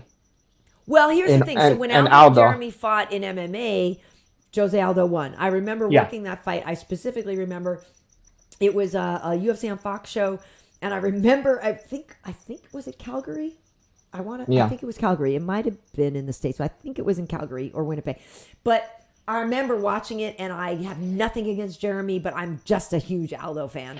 And me too. But I'm just saying, in just straight up boxing, though, for me, it's a toss up because I feel like. Did you watch Jose's boxing fight a few weeks ago? No. He looked good. Okay, I'm not gonna say he didn't look good, but I just know that Jeremy's been doing that BKFC and all that shit. So I don't know. I mean, that's why I can't clearly pick a winner on that one. I mean, I wouldn't bother betting on that one. Yeah, I'm not sure I can pick a winner in it. Whereas I feel on Pearl, I would give her the edge. If it was a jiu-jitsu match, that's different. And then with Vitor, I would just say the pedigree. I would maybe give the edge on Vitor. And then, unless there's something I don't know, I can't even imagine Roy Jones losing. But how old is he now? Is my question. I guess I understand that, but on paper, the boxer should beat the guy who didn't spend all his life boxing. Just, and also size-wise, I mean. They feel like a different weight class. Okay, so Roy Jones Jr. is 54 though. I understand that, but which is not old. I'm just saying in boxing years, that's older versus. This is true, but we're talking about. It would be. Pettis is only 36. I understand that. It would be interesting to watch, but it's interesting. I don't know. I don't know what you say about that one. I mean, I'm sure a lot of people will watch. I don't know how many are going to pay. But I think a lot of people are going to watch. Sorry, Jorge. Masvidal has to understand. Well, he's going to make his money. Has to understand that people are going to boost his fights. Yeah, he's gonna figure out a way to deal with that. Well, High Four with a 10-pound donation. Thank you so much. Saying, have one drink between the two of you. I'm dying laughing. Love from the UK. Well, thank you so much. Really appreciate it. And yeah, I've got my vino. What were you? You were having beer? I was having a flat chaya or whatever the fuck is that one. But let me tell you. Now I wonder why he's laughing. He's laughing his ass off at the parts where we're giving dry analysis or whatever. He's supposed to be laughing at the other shit. Hey, and actually though, there is a rumor that we might get another London show this year, which would be pretty cool. That would be nice. Hopefully I get to go if we do, because I do love that city. It's really, really cool. It's a really fun city. But, okay, well, so wait. Is Roy Jones Jr. still fighting that bodybuilder guy? No, he's fighting Pettis. He's fighting Anthony Pettis. See, Marshall McStarts is saying Hoy is going to get peppered. Because I do think it's going to be Anthony's, speed, his youth. What I don't understand. I didn't watch all of his recent PFL fights. I'm not exactly sure. I know Anthony has not, had the career he wanted to after he left the UFC. But I think in straight boxing, Anthony's going to do all right, though. What I don't understand is how the fuck can they be close in weight? I always thought Anthony was much smaller than Roy Jones Jr. Well, let me see what they're fighting at because let me see. I have the. I should. Because Have the Roy press release Jones here. has fought even up like chunky weight. I mean, he fought Chison for Christ's sake. Right. Sorry, I'm just looking. I got some other like fight cards from work. I'm And like, boxing ooh. wise, I mean, his craftiness is not going anywhere. You know what I mean? Boxing. Yeah, I don't. If I'm it was a not. kickboxing match, he would get wiped. He would get wiped out by Well, Pettis. here, let me see if it says what weight they're fighting at because that is one thing I'm not sure. It just says that they're fighting. Oh, 6-round heavyweight clash. They're saying. That's what I'm. How?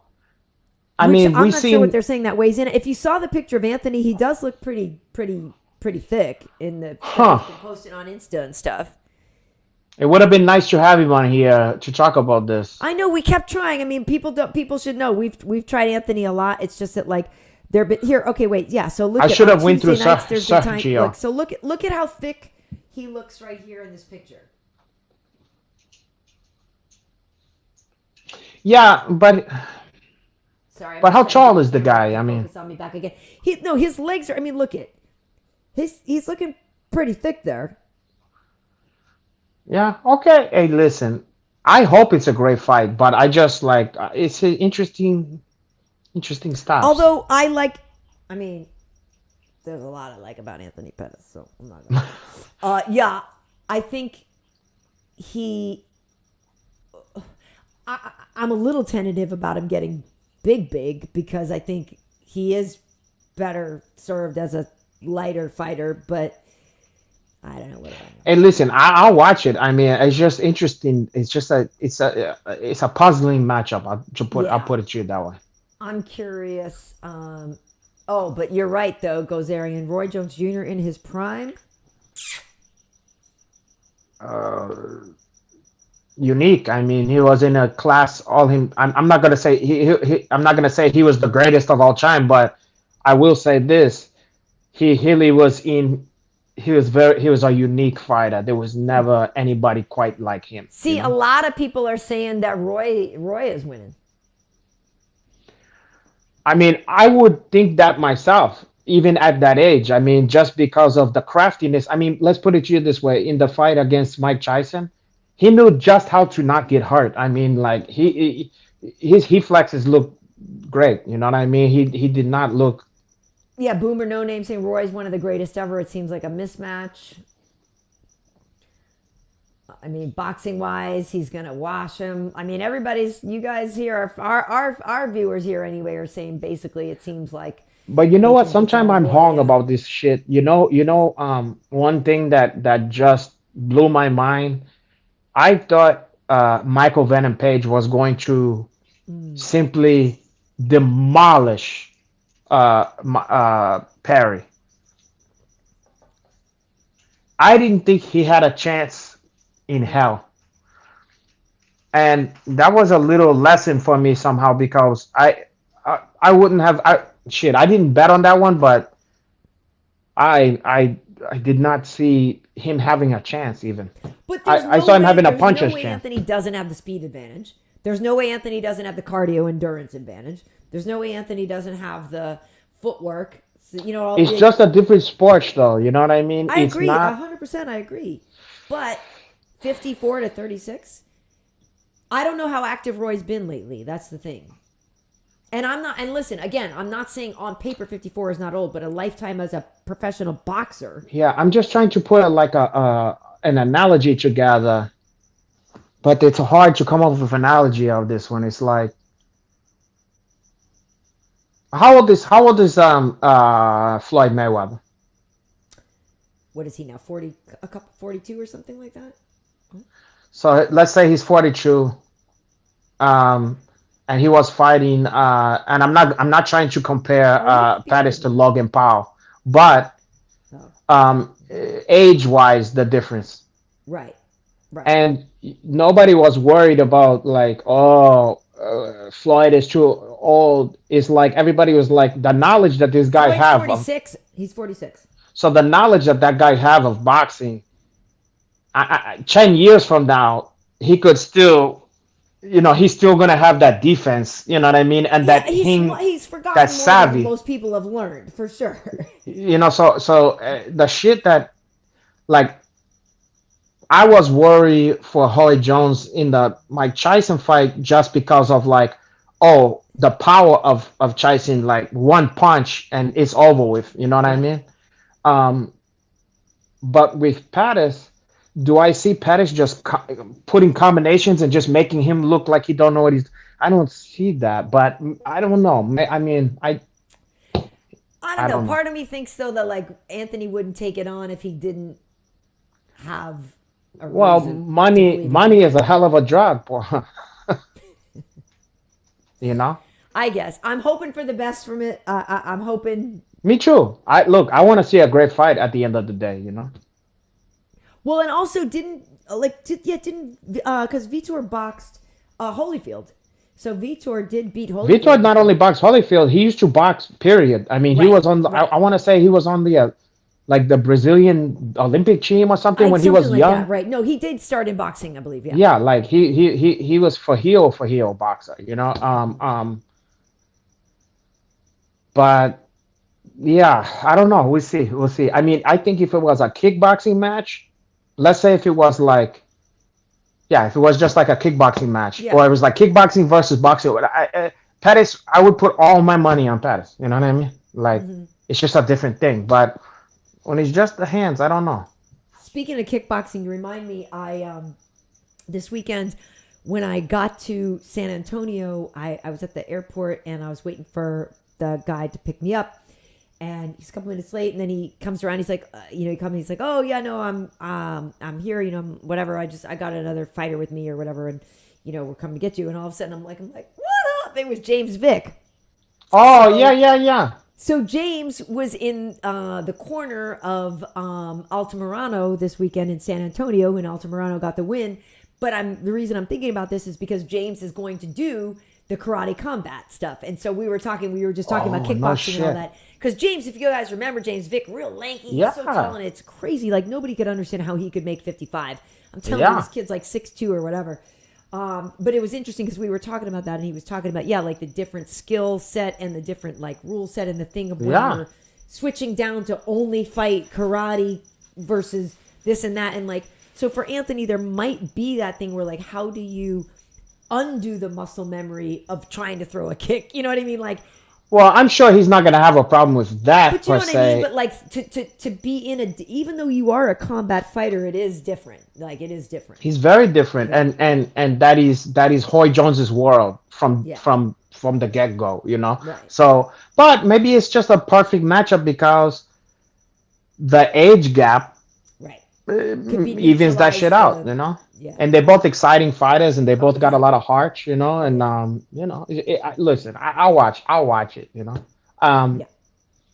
But I love that Kahari combat. I mean, there's a lot of fucking guys fighting in that I've never heard of because I'm not like up on the Kahari scene or whatever. But every time I watch any of those events, it's exciting stuff. Those guys is out to hurt each other. You ever watch that shit? The Kahari Do I ever combat. watch what? The Kahari combat. You wasn't listening to a I have word. watched it sometimes, and I know like Wonder Boy's on there, and Boss and everything. Yeah. And they have the triad, and you can like fight up against the wall and stuff too. Yeah, It's pretty and cool. these guys, there's a lot of knockouts in this shit. Yeah. It's exciting. Yeah, it's pretty cool. It's pretty cool. Yeah, I like it. Hey, so I'm trying to think if there was. I had a couple of other things that we could maybe get to, but we also have been on for a little bit. I So, think yeah, we don't know gave how the you feel. people. I think we get out while the getting is good. Yes. Yeah.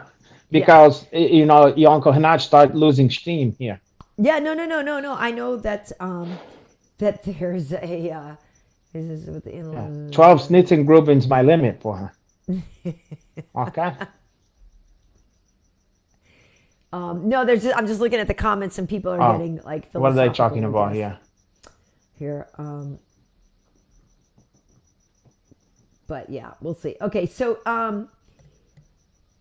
question for you though, what do you have like? Yeah, I don't know, Hanato. Like I ask you all the time, but yeah, are you having seminars? Are you cutting out. No, Because the people basically do it's want like this. more Hanato. They do I will actually want chow. Hanato. I will chow. What'd you say? People want I said the Hanat. people want more Hanato. I know. We have to keep them wanting. Your name is your wanting. You remember what that is? Name is your one. And your name is your wanting. I don't. It's just this strange fucking line from Glenn Hoss when what's his name, Alec Baldwin is like talking shit to Jack Lemmon or whatever, in that Right. part. He goes, and your name is you're wanting. He's Gene the You want Machine, these though.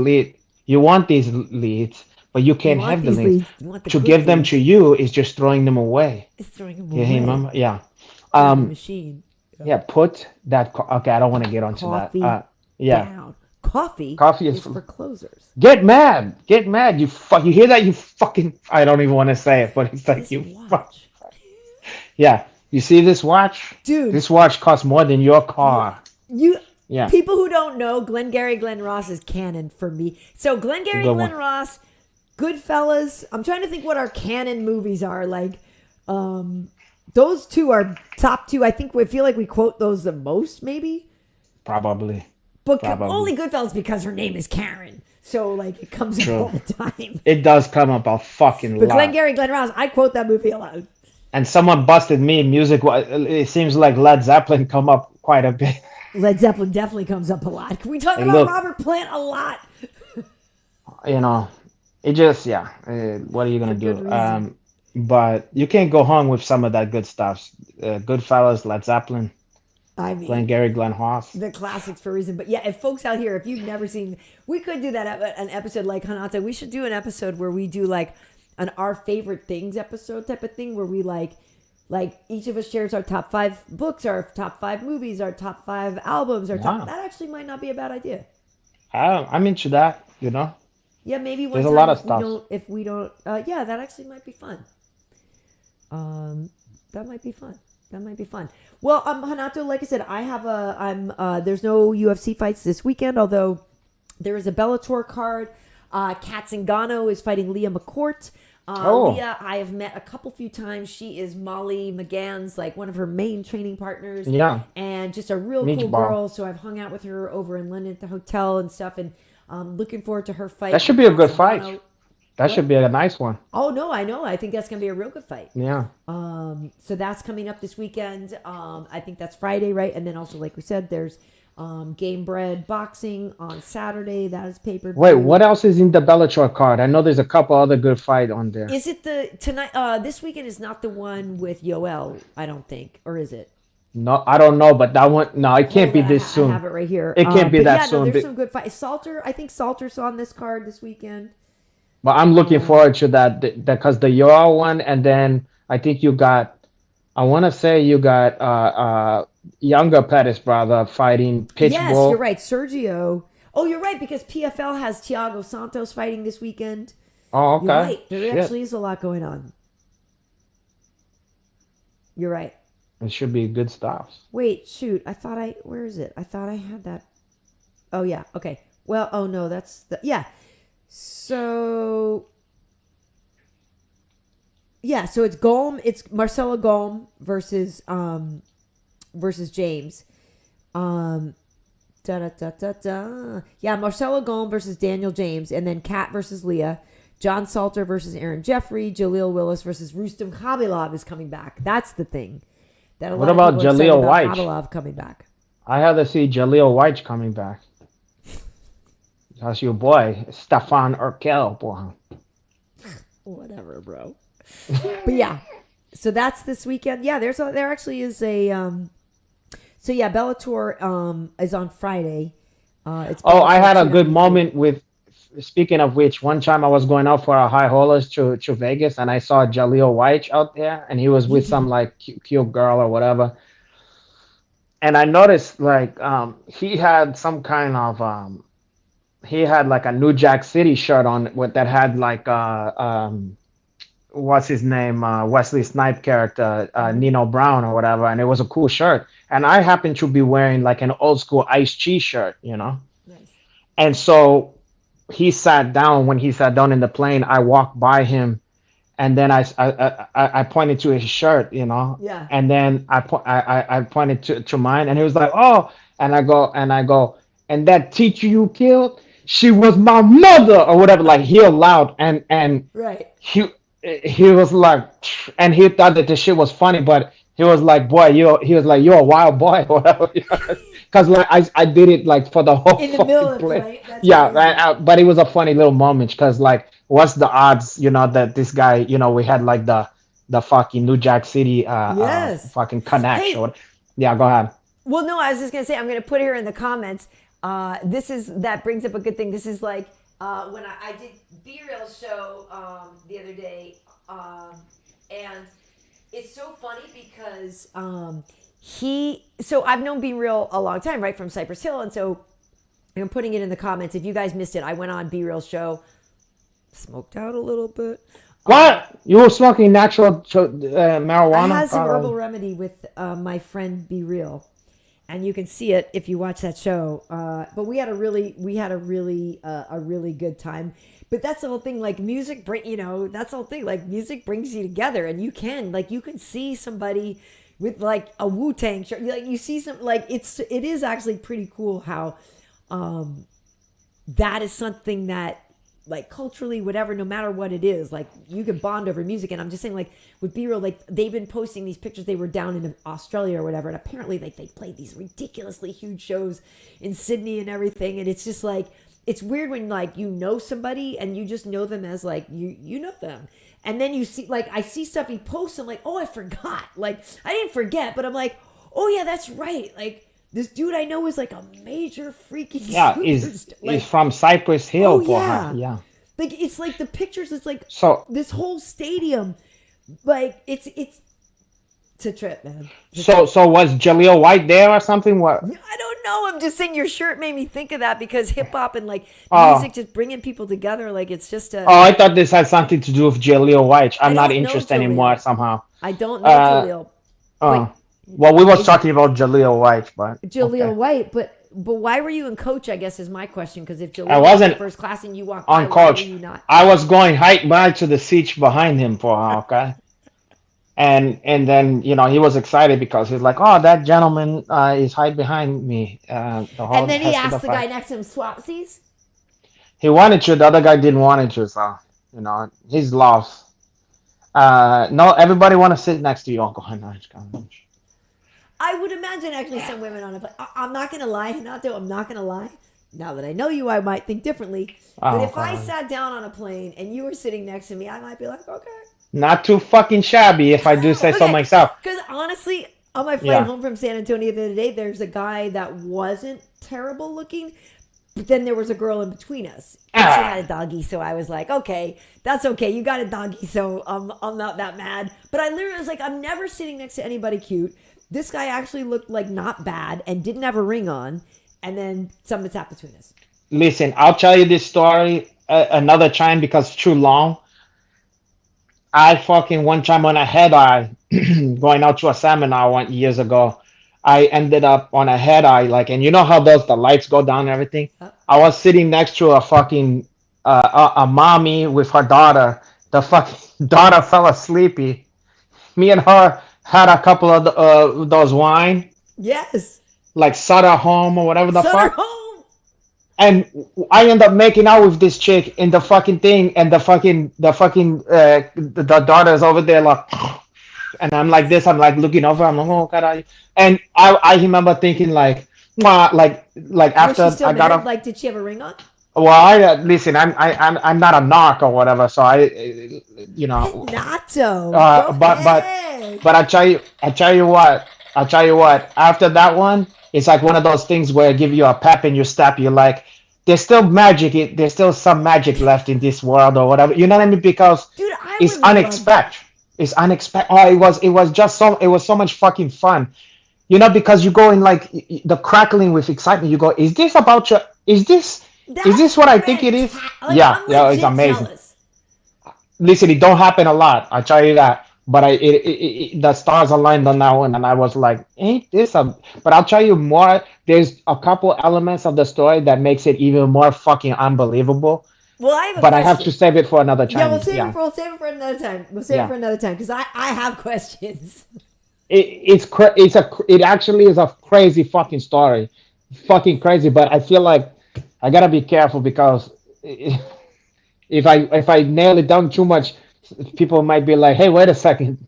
Yeah. Wait. I know. I heard right. No, I was gonna say the only that hasn't happened to me, and I love it, and I wish it was. Like one time I sat on a flight, and there was only one time where I was legitimately sitting next to like a gorgeous guy. But he was and he was South African guy, and he was on his way though to like meet up with his fiance and blah blah blah blah blah. And I was like, that sucks. But anyway, we had a nice conversation, and he was a cool guy. But it was like literally one of the only times that actually like legitimately sat next to a good looking person. Yeah, you know? it doesn't happen often. It doesn't. Yeah. And I remember the only other thing that pissed me off one time on one of my flights was that I was already in my seat, and freaking Common walked by and was like one seat behind me, but like on the other side. And I was like, son of a You could have made that bitch. work too. Because if I had been sitting next to him, You could have made we it would to have been work. best friends by the end of it. Like, Yeah. like it infuriated me that he was on my flight and somebody that I know I would have so much in common with, and like no people we would have friends. No pun like, intended. it was infuriating to me to have him sitting there and not be able to talk to him. Yeah, that's how it feels too. If you just see a random celebrity that you like to, you go, I wish I could have, even if it's not a romantic thing, funny it wasn't enough. romantic. I'm just saying I would have gotten along with him so well. Listen, I feel like this every time because I'm such a dog fanatic. Every time I see someone get to sit next to the doggy on the flight, I go. I mean, it's happened to me too, where I get the doggy is hair, but a lot of people don't like that. They're like, this fucking dog. But I'm like, ooh, because it gives you something to do in the fucking flight. You get to play around with the fucking doggy. I love the doggies. But yeah, I'll check some attractive girls, and then sometimes they sit with the boyfriend or whatever, and you're like, well, could argue. Well, okay, I'm going to table this, and I'm going to write it down right now. I'm writing it down right now, and I'm going to say airplane stories. Oh no. Oh boy. I'm going to put this because we're going to save this for another time. And it actually has some funny because if people, speaking of airplane stories, this will be our great teaser. If people are on my channel here, and I could probably find it, but I don't want to look right now. I have a very funny story or video up of Vanderlei Silva talking about a time a guy fought him for the armrest on a plane. Like fought him for heel. Think about this. Think about a dude. Think about sitting on a plane next to Vanderlei Silva and thinking you're going to get the armrest. But he probably didn't know who the fuck he was. Oh, that's funny. It's such a funny story. So if you're here on my YouTube, just look for it, and I'll find another time. I'll keep it up. I'll bring. It's classic. It's the way Vanderlei is telling the story too is so funny because he's so animated, and but like imagine fighting for an arm rest against Vanderlei Silva. I can understand that with like a fighter that looked like Kenny Florian, but it's not like Vanderlei looked like he can't fight. You know what I mean? Like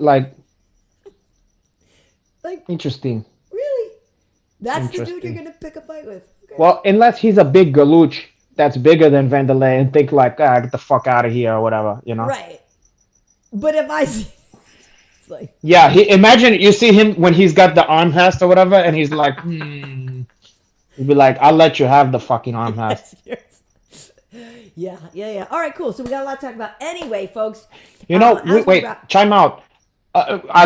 We can go, but that reminds me, we should probably bring this up too. Is like there's been a hash of just crazy people on flights and people who need to get the shit kicked out of them and fights and unholy shit going on. 100%. We've never touched on that. Maybe we should talk about some of those fucking situations too, because there's a lot of funky stuff that goes on in there, and I've never had that on one of my flights. I would be interested to see what that would be like.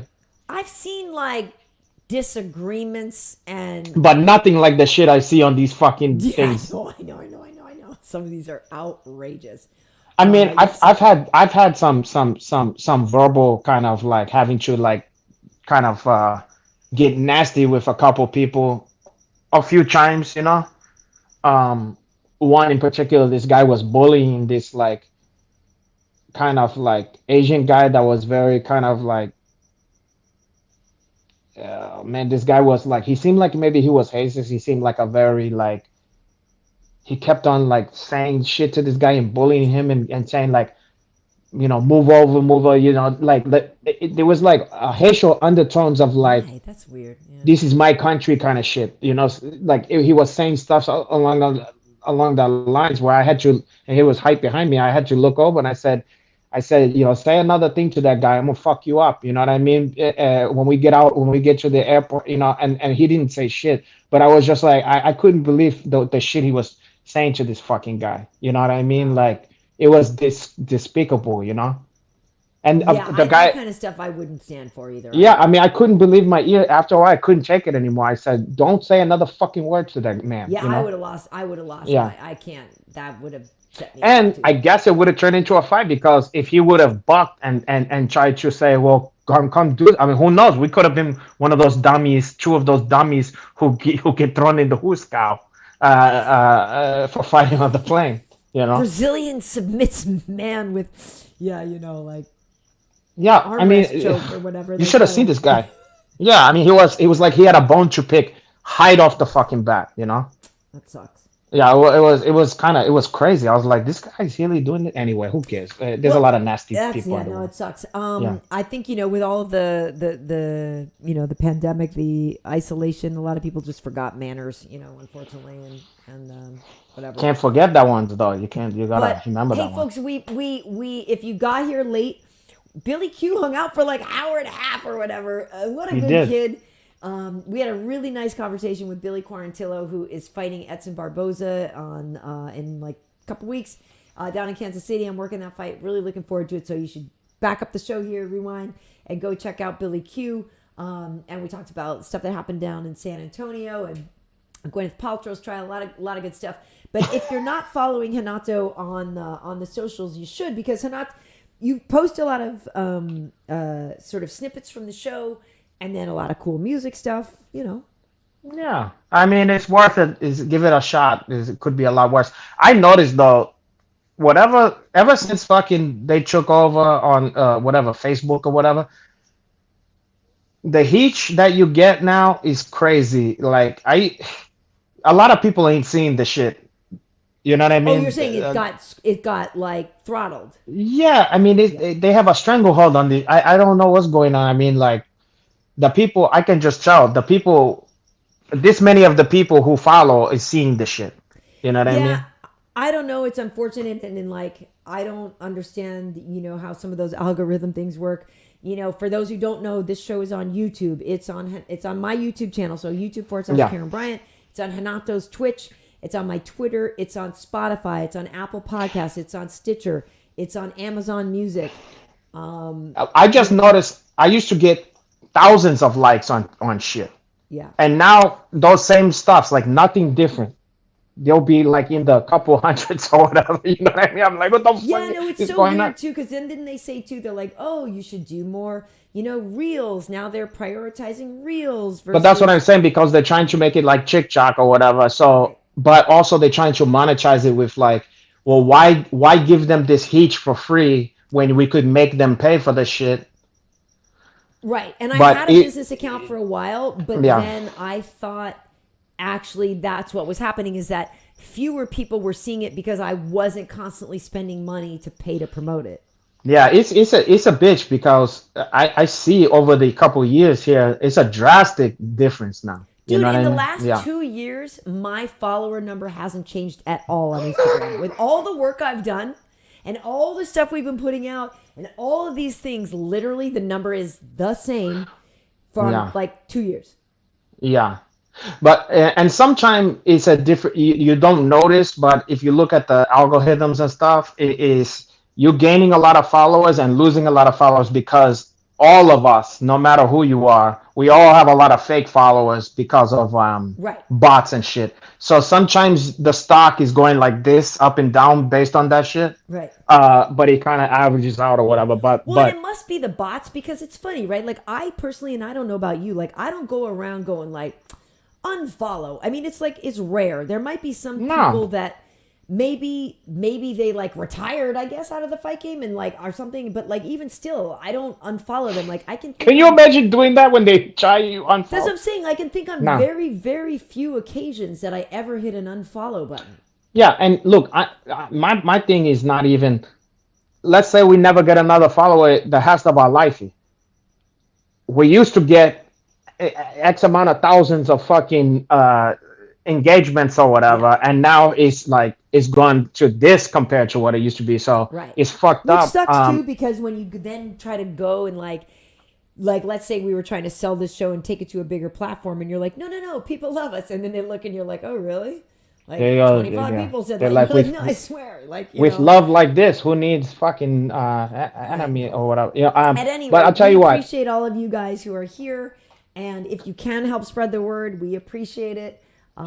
Spread the word, and not to people who wouldn't like the fucking show. I mean, you don't have to spread it to your granny, your greasy granny or whatever, but give it to the people who you know would like the shit. You know, we're not trying to force it on people who don't want it, but the people who need to see it, let them to live, let them to enjoy. Exactly. Well, Renato, I started with the cuckoo clock 3 hours ago, so we got. Oh shit! I know. Okay. Where can they find you on the social medias? Renato_Laranja. Period. Okay, great. Without the period, though. Yeah, it's Karyn Bryant, Karyn. Bryant as in Kobe, no relation, but may he rest in peace. This was episode 76. Last week's guest was Tyson Chartier. And he, of course, will be in the corner. Chartier. He'll be in Rob Fauch, Hobby Fauch. Oh, Hobby Fauch. Hobby Fauch. Mr. Lemon Pepper Wings himself, boy. He'll be in Hobby Fauch's corner at UFC 287 next week when Israel Adesanya rematches Alex Pereira and all Is that. that That's a good one. This fucking next week? That's the 8th. Yeah, that's next week. I didn't know we were that close to that shit. I know, yeah. This Saturday is April 1st. Then this. It feels like he just fought the fucking guy. I know. So, wow. Yeah, he's right back in the fire. And remember, we'll talk about it next week, but Izzy was winning that fight up until he wasn't. Oh, I know. Yeah, I mean, but unfortunately, that's how any of the losses he had to Pereira have went. So that's scary. Yeah. That's scary. Yeah. So that's coming up. And then Billy Q is fighting. So a lot of good stuff on the way. And yeah, please check out some of these past episodes of the show. We've really had a who's who of guests on. One person I was actually thinking, Hanach, that I might want to call our guy Bobby Green back because it's going to be his retirement fight, I think. So I was thinking we might want to get our boy Bobby Green on. He was an early adopter of Who's the show. He fighting now? Way on the early shows, like that when we were started on Insta. And who's he fighting? I was thinking we might want to get him back. Do you know who he's fighting or what? Yeah, I do, but I forget. Sorry. Oh, who cares? We'll find out later. Whatever. You don't have to. Okay, folks, thank you so much for joining us. We really appreciate all of you guys. Thank you, Suavecito, saying great show. Like always, thank Cheshire you, Cat saying Suavecito. thank you. Let me think. I love the Cheshire Cat. Yeah, kind of. I love saying people with Cheshire Cat grins. So there you go. Well, you need to check the Cheshire Cat out for the. Well, he needs to check you out. Or she. Shit, I don't know who the believe fuck me, the it is. cat needs to get taken out for a walk. For sure. Oh, Corolla, the cat. Kitty When the cat is away. Anyway, okay, so hey folks, thank you so much for joining us. If you're here on YouTube or whatever, wherever you are watching us, hit the sub or the follow button or whatever. And join us here, wherever here, every Tuesday night, 10 p.m. Eastern, 7 p.m. Pacific. It's a lot of fun. It's festivities. Right, Hanach? It's the best. It's a heel gas. It's a heel gas. All right. Yeah. Thank you so much, folks. We really do appreciate you being here. And we will until next time. See you on the next one. Oh.